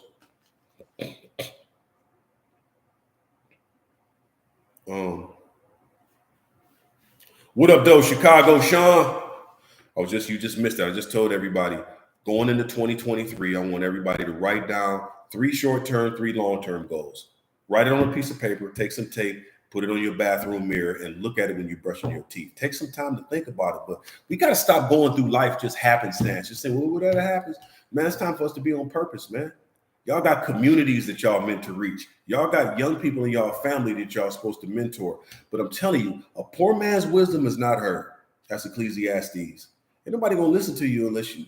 Some people will listen to you when they're in dire straits, but if they don't see you accomplishing anything, how am I gonna listen to you? That's my problem with a lot of influencers, man. A lot of people that's got YouTube pages and lives and all this other stuff, man. They giving you all this advice and all this stuff, and they've never done anything at all. They ain't never got to a real bag. They ain't never made no accomplishments, man. You can run my whole resume down, man. I done made tons of money. I done lost it. I'd accomplished some things. Look, I've got failures and successes, but I'm coming to you from a balanced standpoint. Like, man, if you really want to get after it, it ain't gonna just fall out the sky, dog. I'm glad I was able to be shepherd at a youth church camp last year. Man, shout out to you, Dre. You're either walking in purpose or distraction. Your time's of the essence. Write them goals down tonight. And the next time you jump in my chat, I'm gonna do a couple more lives. I need you to tell me you wrote it down. For real. Or you can go to my email, send a picture of it. Don't be weird though. Don't have yourself in the background with your shirt off, pointing to your goal sheet, man. I'm gonna just delete the email. You can go to askcharlienewhart@gmail.com. Send me some questions. You know what I'm saying? You can, you got any advice on game? Look, I built a $1 million business at a car lot, a used car lot in Detroit. It was my dad's business. I ran it. We went to selling like 1 or 2 cars a month to 50. I turned it into a $1 million business. I had a successful daycare. I left the assembly line. I went from a blue collar assembly line worker to an actor with TV shows and commercials on TV. I mean, I ain't gonna sit here and run my whole resume down, but I'm just telling y'all, I'm coming from a place of experience. Y'all got to stop listening to these people that ain't accomplished nothing, man. I'm giving you real game. A lot of them is lying and they just talking fast, but they ain't did nothing. First-hand experience is vital for personal growth. Jay Jimerson, what up? Fort Worth, I was just around your way, fam. 100%. I'm gonna type my website in here, man. I got a book, but I Am Dirtbag. You go hit my website right now. My book, comedy special, and Roasting in Public. It's a bundle pack on my website right now. Go to my website, man. You can hit that link and go ahead and grab it. You know what I'm saying? It get you that book, that audio book, it get you through your day. The comedy will get you through night, and the Roasting in Public can get you through everything going on in the middle. But yeah, hit that website, man. You know what I'm saying?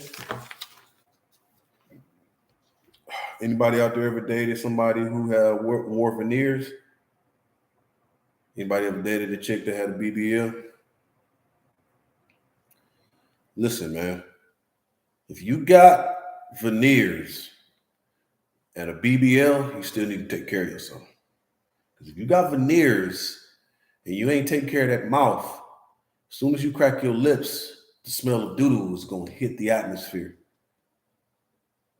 You got to take care of yourself, man. Just because you got veneers don't mean, or just because you got a BBL booties stink a little extra when they don't get washed. So, you know somebody that got some veneers and a BBL, you need to pull them to the side like, hey, man, make sure you take care of that mouth. You got veneers, what they do is they shave down parts of your teeth and then they put like fake teeth on top, but your real teeth still underneath, and it's like caps on your teeth. So what happens over time, if you ain't taking care of that, it's like the teeth underneath start hollering like, hey, we still under here, dog. And since you're not going to give us no attention, we're going to stank up your mouth. So, you need to take care of that grill. Also, BBL action. Just because you get a BBL, ladies, that don't mean you could just like walk around and do whatever you want, not exercise, because that booty will start dropping. Also, too, the tendency to stank. You ain't never had a booty this big. Like you used to washing that little booty But you got to watch that big booty with a little bit more vigor. And if you ain't soaking that tail, then you know what I'm saying? You gotta, nothing takes the place of actually taking care of that body, going to work out, doing some squats. Hilarious. You gotta take care of that body.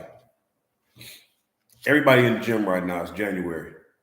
But just build a lifestyle of hitting the gym, taking care of your body. That mouth. You know what I'm saying? You said thumbs down to BBLs. I've seen some pretty dope BBLs though. Whew. Charlie rides buffalo butt naked and yells, "I don't want none." I don't want none. I don't want none. You D-zigging. Lisa Jefferson, what up, though? D-zigging. What do y'all think? Let me see if the chat can roast D-zigging. What's in D-zigging's browser history right now, you think? What are the top 3 things in his browser history? He don't have a pick. I'm thinking that he probably let's see, let's get a visual of this guy. He don't have no blinds in his house. He's just got all curtains. And he got newspaper on some of the windows because he can't afford to get all the blinds in his house. And I feel like he the kind of person, when you go to a grocery store, he always brings his bike inside because he don't want nobody to steal it. You can see him walking his bike through the store like, everything cool? Yeah, man, you know, God is able, man. Just try to get these groceries done. Why you got your bike? How to build a chicken coop for under $50. He searched how to grow a beard from scratch. What was your most beneficial advice given to you? Man, that's a good question. I think, man, I got so many pieces. I mean, my dad told me that it's always harder to hit a moving target. You know, he said, you somewhere you working and you see, start reading signs. You see they doing this, doing that, you know, start looking to do something else. I think some of the most beneficial advices came from my dad. I remember he sat me down one day and he said, look, because my dad's he was a mechanic, you know, hands-on guy. He built race cars. He said, look, you got this gift and this skill to do comedy and act and write. He said, I don't know nothing about that. He said, but what I will tell you, son, is get up, start reading books, start reading autobiographies of people who have done or who are doing what you're doing. He said, and that's how you're going to learn how to take it to the next level. He said, because I can't help you there. That's probably the best advice anybody's ever given me. Because what I started doing is reading autobiographies of comedians and actors. And it was like biographies and autobiographies. And it was like I was sitting down with them while I was reading this book.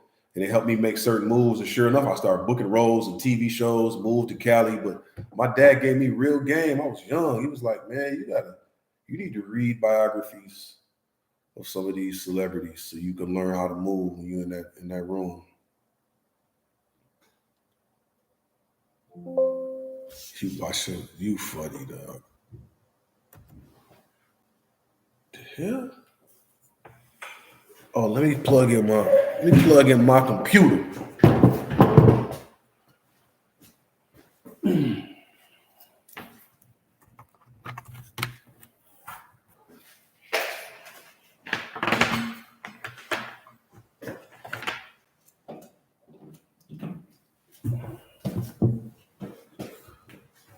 Oh shit.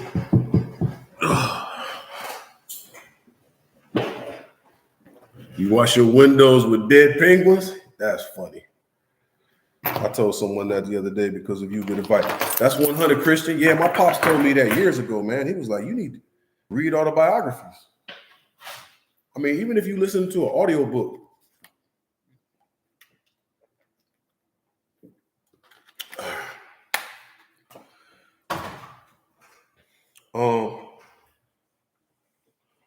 I got some bold predictions here I'm going to make about sports. Number one, there's no way that Golden State is going to make it to the finals this year with Steph Curry hurt. They ain't got enough chickens on the team to back him up. Jordan Poole is okay, but unless he's getting punched by Draymond on a regular basis, he ain't really no good to the team. So Golden State ain't going to make it.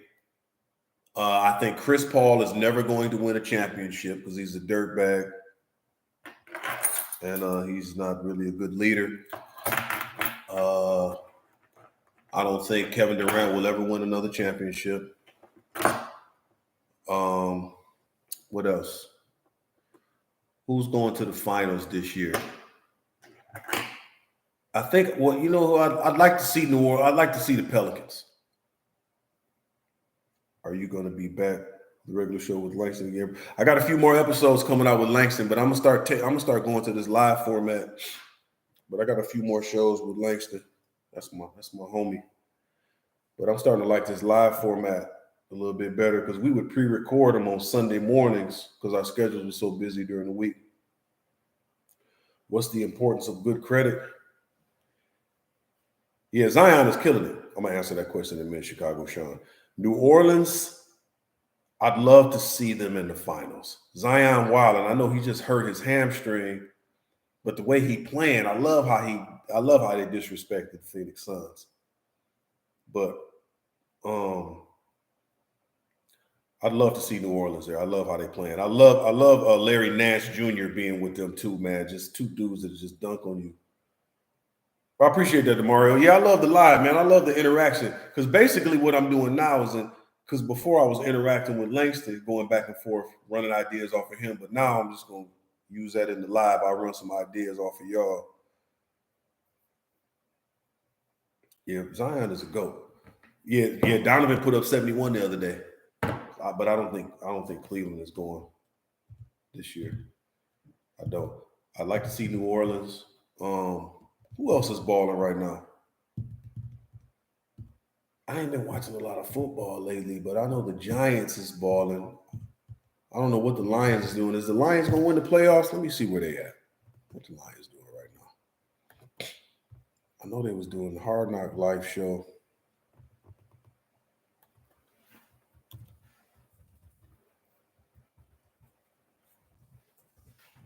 The Lions record right now.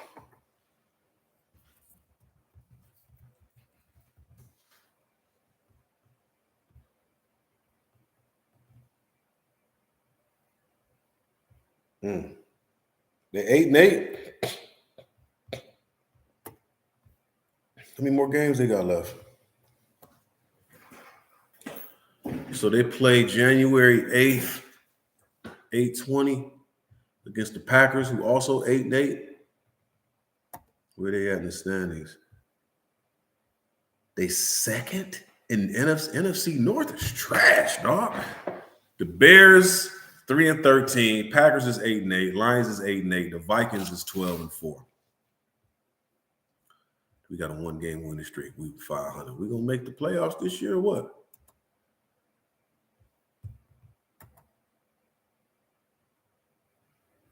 DeMar Hamlin, what happened to him?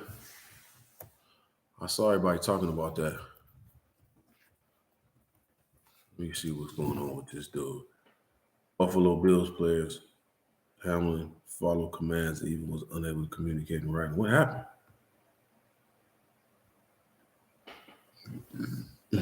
Showing signs of improvement. What did he do?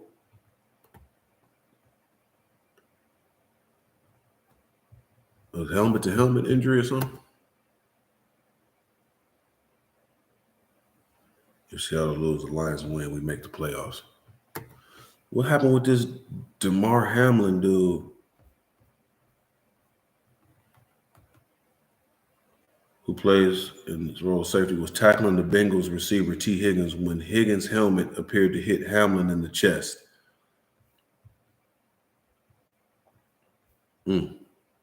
Jesus. Lord, please help him.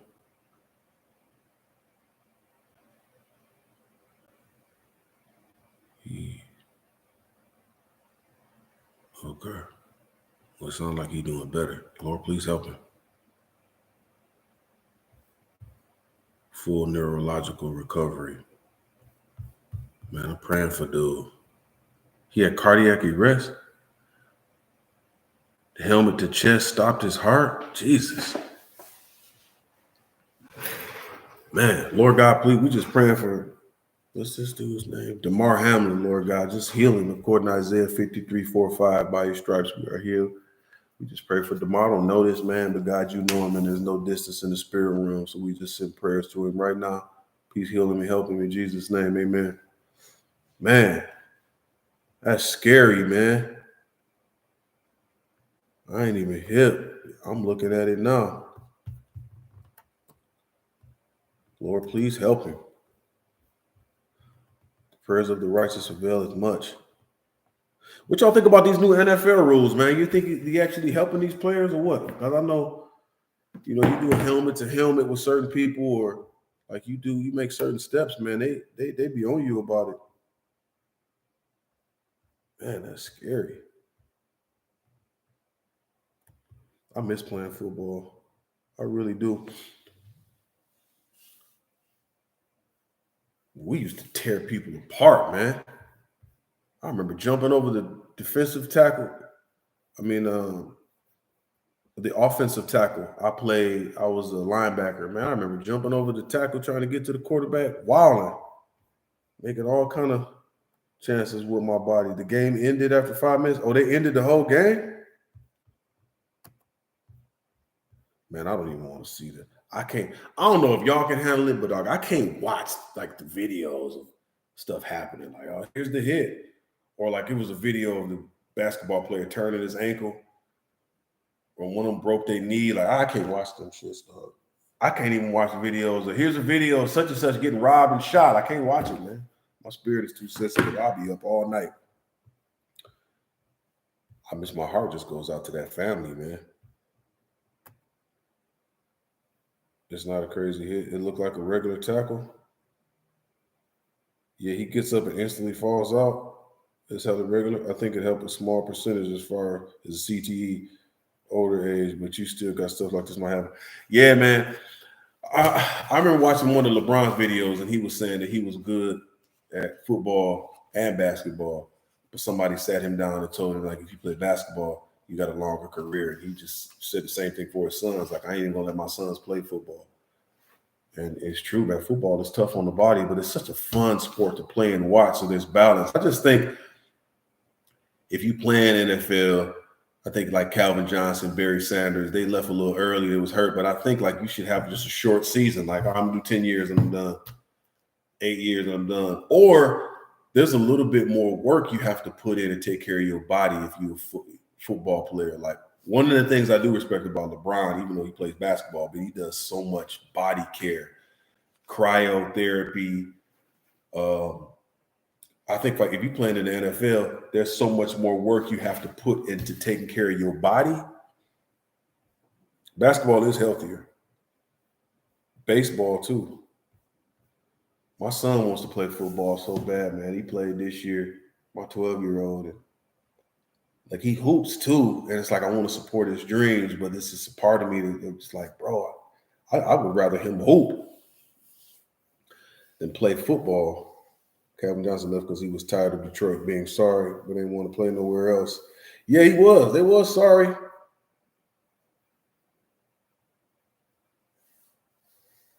Hey, MMA do look fun, though. I've been boxing.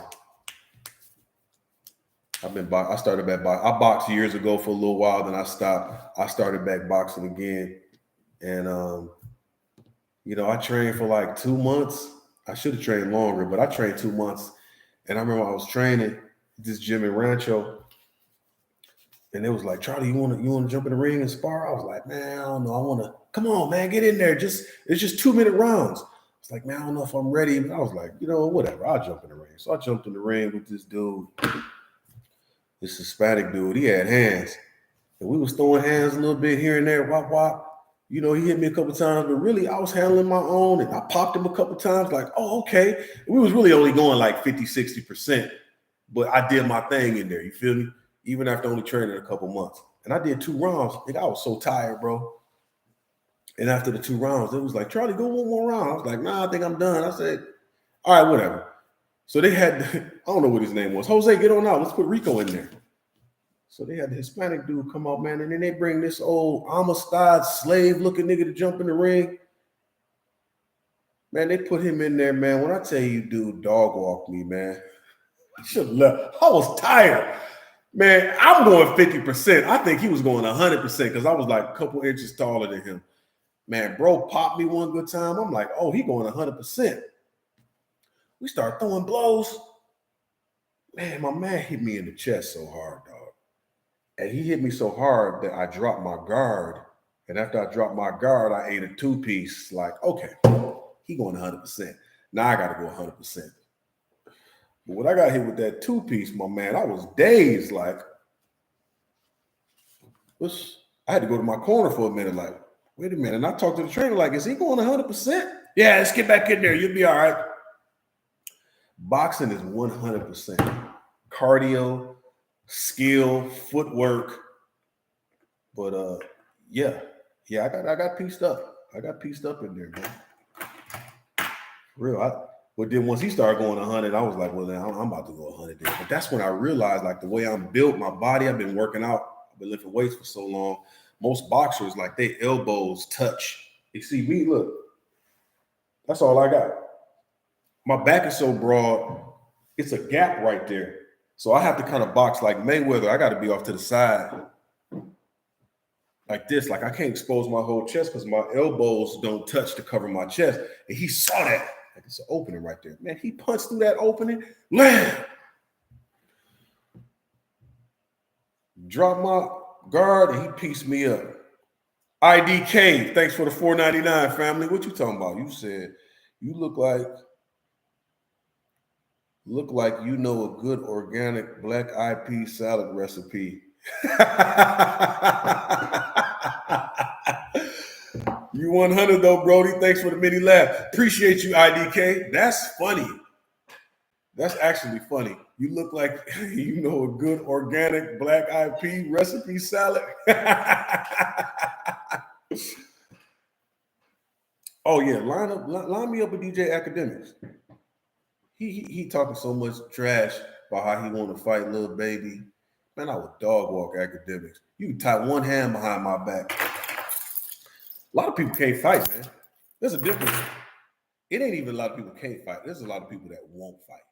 There's a difference. And I won't even hang with you. People who won't fight, if I'm at the bar and I got one dude by the neck and I'm punching him in his face and there's two other people running up on me and you walk out the bathroom and you see it and you come over and try to negotiate, we never friends again. You shouldn't even act. That's why I love my brother, my cousins. Like, you see me fighting somebody, ain't no questions, man. You just come over and start cleaning the house with me, dog. We talk about it in the car later, whether we both got black eyes and bloody noses, scraped up hands, but we on our way to go get something to eat, talking about our war wounds. But if we get in the car and you why were you fighting, Charlie? I tried to negotiate. You should have been throwing hands with me, dog. Divine Bebop, what up, though? That's funny. IDK, thanks for the $4.99, family. I appreciate you jumping in the super chat, sending love. I got a roast for you though, man. I think let's see. I think you got glitter on all the toilet seats in your house, man. You're a weird nigga. You got glitter on all the toilet seats, and you don't tell people when they come to your house, so they sit on the seat and walk out. You watch them walk out the bathroom with a smirk on your face.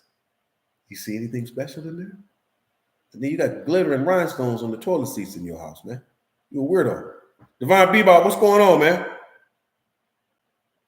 Negotiate before you fight, not during. Right. Negotiate. You know how many people... I've challenged people like this so many times, man. If it's a heated argument and we can't get to a solution, we going back and forth, I'll just tell you, like, you know what, man? Let's just go right over there and just fight until we get tired since we can't settle this. Oh, no, man. Well, then shut up. Somebody cut me off not too long, a while ago. No, I accidentally cut in front of somebody out here in Cali. I wasn't paying attention. I threw my arm out the window like, bro, I apologize, man. My bad. You know what I'm saying? It was my fault. I wasn't paying attention. man, and I'm looking in the side view mirror. He starts like he's trying to run me off the road, basically. And I'm like, wait a minute, dog. I just said, I'm sorry, man. He's trying to run into my car. He blowing his horn, blah, blah, blah, for at least a good, probably quarter mile. And finally, I slowed down for him to get next to me, and there's two people in this little, Honda or whatever. I rolled my window down. I was like, bro, what are you doing, man? You know what I'm saying? We actually was at a red light. What were you doing? You almost hit me back there. And I said, I threw my arm out the window, and I said, my bad. But you've been trying to run me off the road for the last quarter mile. I said, now that we here, let's pull over there to that AutoZone, that parking lot, and let's fight till we get tired. I'll whoop you and your boy ass right now. Light turn green. I pull in the AutoZone parking lot. What does he do? Nigga drove off. Soft ass nigga, man. You was doing all of that tough driving and all that tough talk, man. You trying to run me off the road. I gave you an opportunity to release that aggression. Instead of trying to run me off the road, both of y'all come over here and fight me. That's the difference, man. Won't fight, you a lame. Can't fight is something else. Won't fight? Come on, bro. I can't even mess with you if you won't fight. I won't even hang out with dudes who can never pull bras. You a weirdo, bro. You gonna get mad at me. You see me with a bad chick. You gonna be hating on me. Like, let me tell you something about Charlie. He's a lame. He said, pull out a sword next time. That's funny. Yeah, I'm really, really selective about my circle now, man. This is some people I just won't hang around. I'm trying to find directions to top cul-de-sac top cul-de-sac road. I'm late. Just chiming in. We just gonna call you Charlie Dog Walk.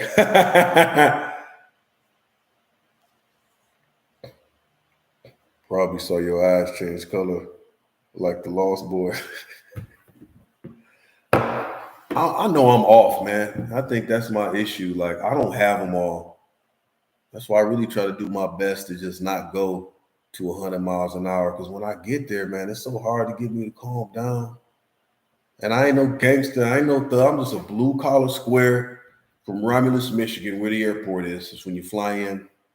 I'm just a square. I worked on the assembly line for almost 10 years, and now I'm doing what I love. I ain't nobody special, man. I've been through so much trauma that I don't care how much therapy I've been. I've been in therapy for 3 years. But I've been through so much trauma that sometimes I just don't think I handle all situations the way they should. Because I just snap sometimes. That's why I know I can't even hoop with my brother and my cousins no more, because we always fighting the other team. Like, I was out here at 24 Hour Fitness just a month ago hooping. And this dude called foul. And I called him a hoe. Like, man, you a hoe, man. That was soft. I ain't touch you, man. But if that's how you want to play the game, cool. And then I just start dogging him, man. Lowering the shoulder, going to the hole, calling him soft, throwing the ball at him. And then somebody on the sideline said something. I was like, nigga, I'll slap you too. And it was just like, I'm 45. That game, we won the game, and I just left the court. It was like, big dog, you gonna play again? No, I'm going to work out. I can't be here. I'm challenging people, and I'm supposed to just be hoping. Let me go work out. Like, I can't handle it sometimes. That's funny. Appreciate that, Mia Bruce. I'm all right, man. I ain't everybody's cup of tea.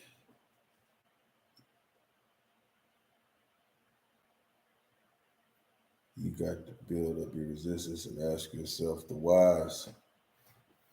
Yeah, I feel that, Mia. I know one thing for sure. Like, I feel like it's my job to discipline people if they mess with me or my family. I may not exercise that right, but I feel like I'm supposed to do it. And that's why my kids don't always call me sometimes when they get into something, and I'll be so mad. Like, why you just not telling me this, man? Or I remember somebody did something to my daughter one time, and they didn't tell. I didn't find out till 2 years later. I'm like, man, why y'all do that, man? Like, I would have did 30 years, man. I don't know. I feel like your family, every family member should have somebody that they can call. Like, and I'm that person. And everybody around you should know that you got that one family member. Like, don't cry wolf with me, because I'm gonna come make sure that you're sure. He said what? He did what? Oh, I'm on the way. But again, I'm just a blue collar square from Romulus, where the airport is, you know. No, I have a voice of reason. Yeah, I'm gonna pump some more short vids. Talk about how you was a Broadway dancer. Hey, I ain't never been no Broadway dancer, my G. That much I promise you. No, my voice of reason is on. There's just certain things that amplify the traumas that's inside of me. Like when I'm playing basketball, Detroit do got the most hood suburbs in the country. Okay, so I'll give you an example. When I was working at Ford, there was a basketball court on the corner of Schaefer and I forgot, it's the police station over there. So there used to be lights outside so you could hoop at night. I get off work at 3 in the morning, 2 in the morning, go get my cousins, and we would go out there and hoop all the time. But if I'm listening to certain music on my way there, that music will have me excited to play, but also the way I play like Zion, and I play angry when I play basketball. So if I'm listening to certain music and I got that narrative in my head when I'm on the court, I'm playing so hard, but also too, like, I'll punch you in your face if you foul me too hard. That's how I play. And I've always played that way. And I don't know how to separate the two. So if I don't listen to the right music on my way on the court and I'm playing in a hostile environment, like right there on Schaefer at night under them lights, there's a hostile environment. So I automatically get a chip on my shoulder. So it's not about, I have a voice of reason. I just think that certain music I can't listen to when I go play basketball, and there's certain places I can't play. And I just think even now I'm high energy all the time. So I have to do it. That's why I'm in boxing now. Like I need to be able to punch somebody sometimes. So if I can do it in the ring, that's cool. So to answer your question, as long as I got a way to get out some of this aggression, I'm 100. We call that ghetto ball. Yeah, ghetto ball, foot basketball. Like I don't call foul. I lower the shoulder, I'm going to the hole, and I can still dunk at 45. So I play rough. I don't call foul. I don't really foul a lot of people, but I ain't purposely grabbing it because I'm like, look, it ain't no scouts in the stands. We're not going to the NBA. We old, you know what I'm saying? We got to go to work tomorrow. So I'm not going to hard foul somebody. If you got the lane to lay up, I'm not going to come behind you and pull you out of the air. I'm going to let you go. But if you play that way with me, I'm going to warn you. And I have. And I don't think people think I'm serious. I don't know what it is. If I'm going to the hole for a layup, I already beat you. And you knock me out the air, I'm going to tell you, you do that again, fam, and I'm going to hit you in your face. And when I say that to people, they think I'm playing. So I go to the hole again, you take me out the air. Before you know it, I done hit you in the face. And when you lying on the ground and your pockets is inside out, I'm like, dog, I told you, don't do that to me. I'm on the way to the hole. There ain't no scouts in the stands, man. I'm going to warn you. I don't care who you are, how big you are. We don't need to be playing that hard, man. Oh, yeah, I can still dunk, my G. You can go to the – I'm going to have to put a video out. People don't believe me. Yeah, I can still dunk. I've been dunking since the 10th grade. Charlie, all right for you. What you mean? Man, 3-6 – I'm going to tell you, Jeezy had me playing like man, Jeezy, anything really. Any rapper had me ready to fire on somebody.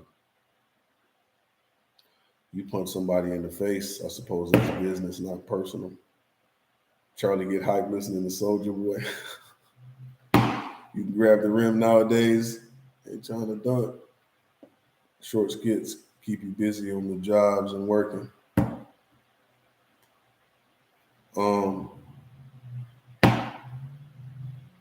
Yeah, I like doing it. Oh man, that Esham, dog. That Esham had me turned. Especially, was it Black Orchid? What y'all know about that Esham, man?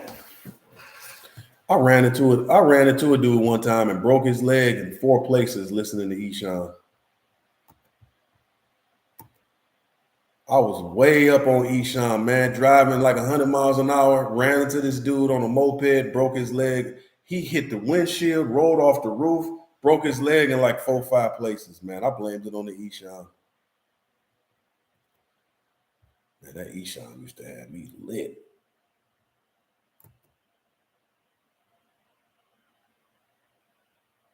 Esham.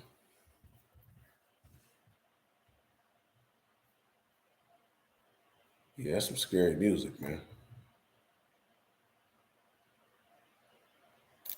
Y'all remember when Bizarre beat up Esham?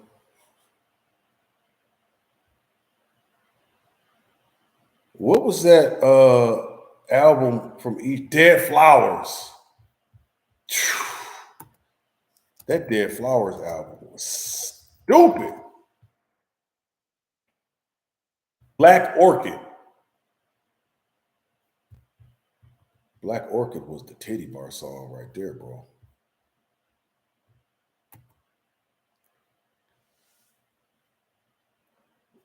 Dating Family. How many of y'all remember? I don't know if it's any old Detroit heads in the chat right now. How many of y'all remember the brass key on Liver Noise?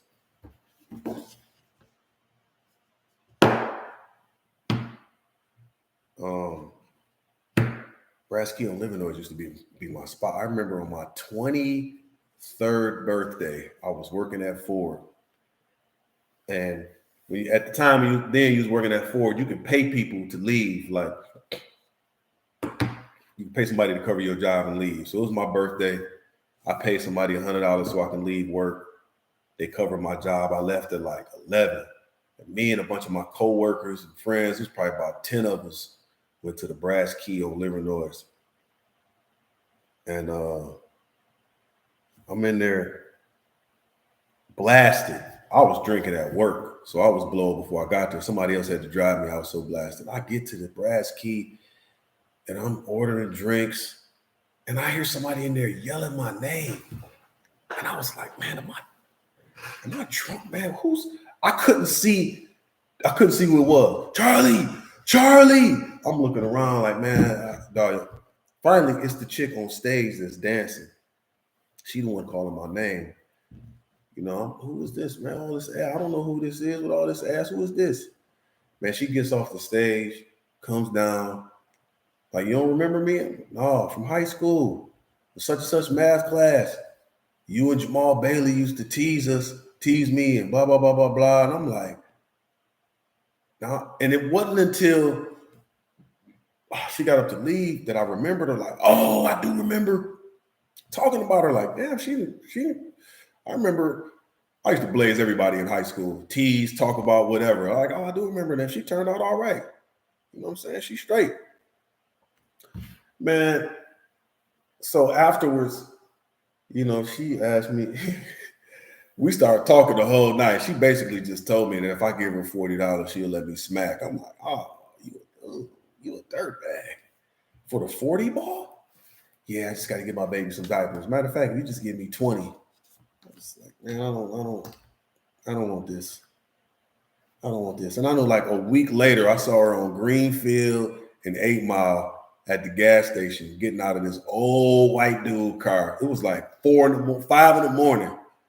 Nigga had to be about 100 years old. He looked like Santa Claus. She was getting out of this car. I'm like, oh, she out here hooking. My baby out here hooking full time. I'm all set. Yeah, he was past demonic, man. I couldn't. Esham was dangerous, man.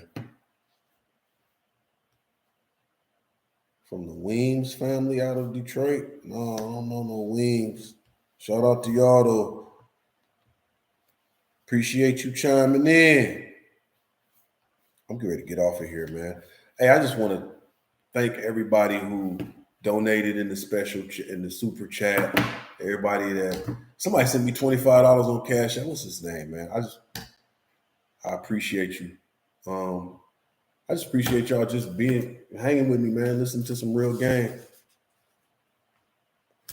Yeah, Nodus was scandalous, man. I slang my rocks on Saratoga. Yeah, I dodged about 9 STDs. Yeah, for real. I've never had an STD. Never done drugs and never had STD.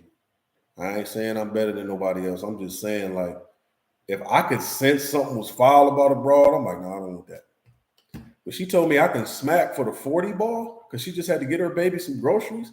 I'm like, how many other dudes have smacked for the 40 ball? What's inside of this vagina? Yeah, I'm straight. Straight on that. Not for the 40 ball. She had asked though. I ain't even gonna lie, but I'm all set. There's something inside of that vagina. Or can you imagine having a kid by that rat? Charlie, you had a kid by such and such that was dancing at the Brass Key? You know I paid a 40 ball to smack. I helped buy her kid groceries. Like, no, I'm all set, man.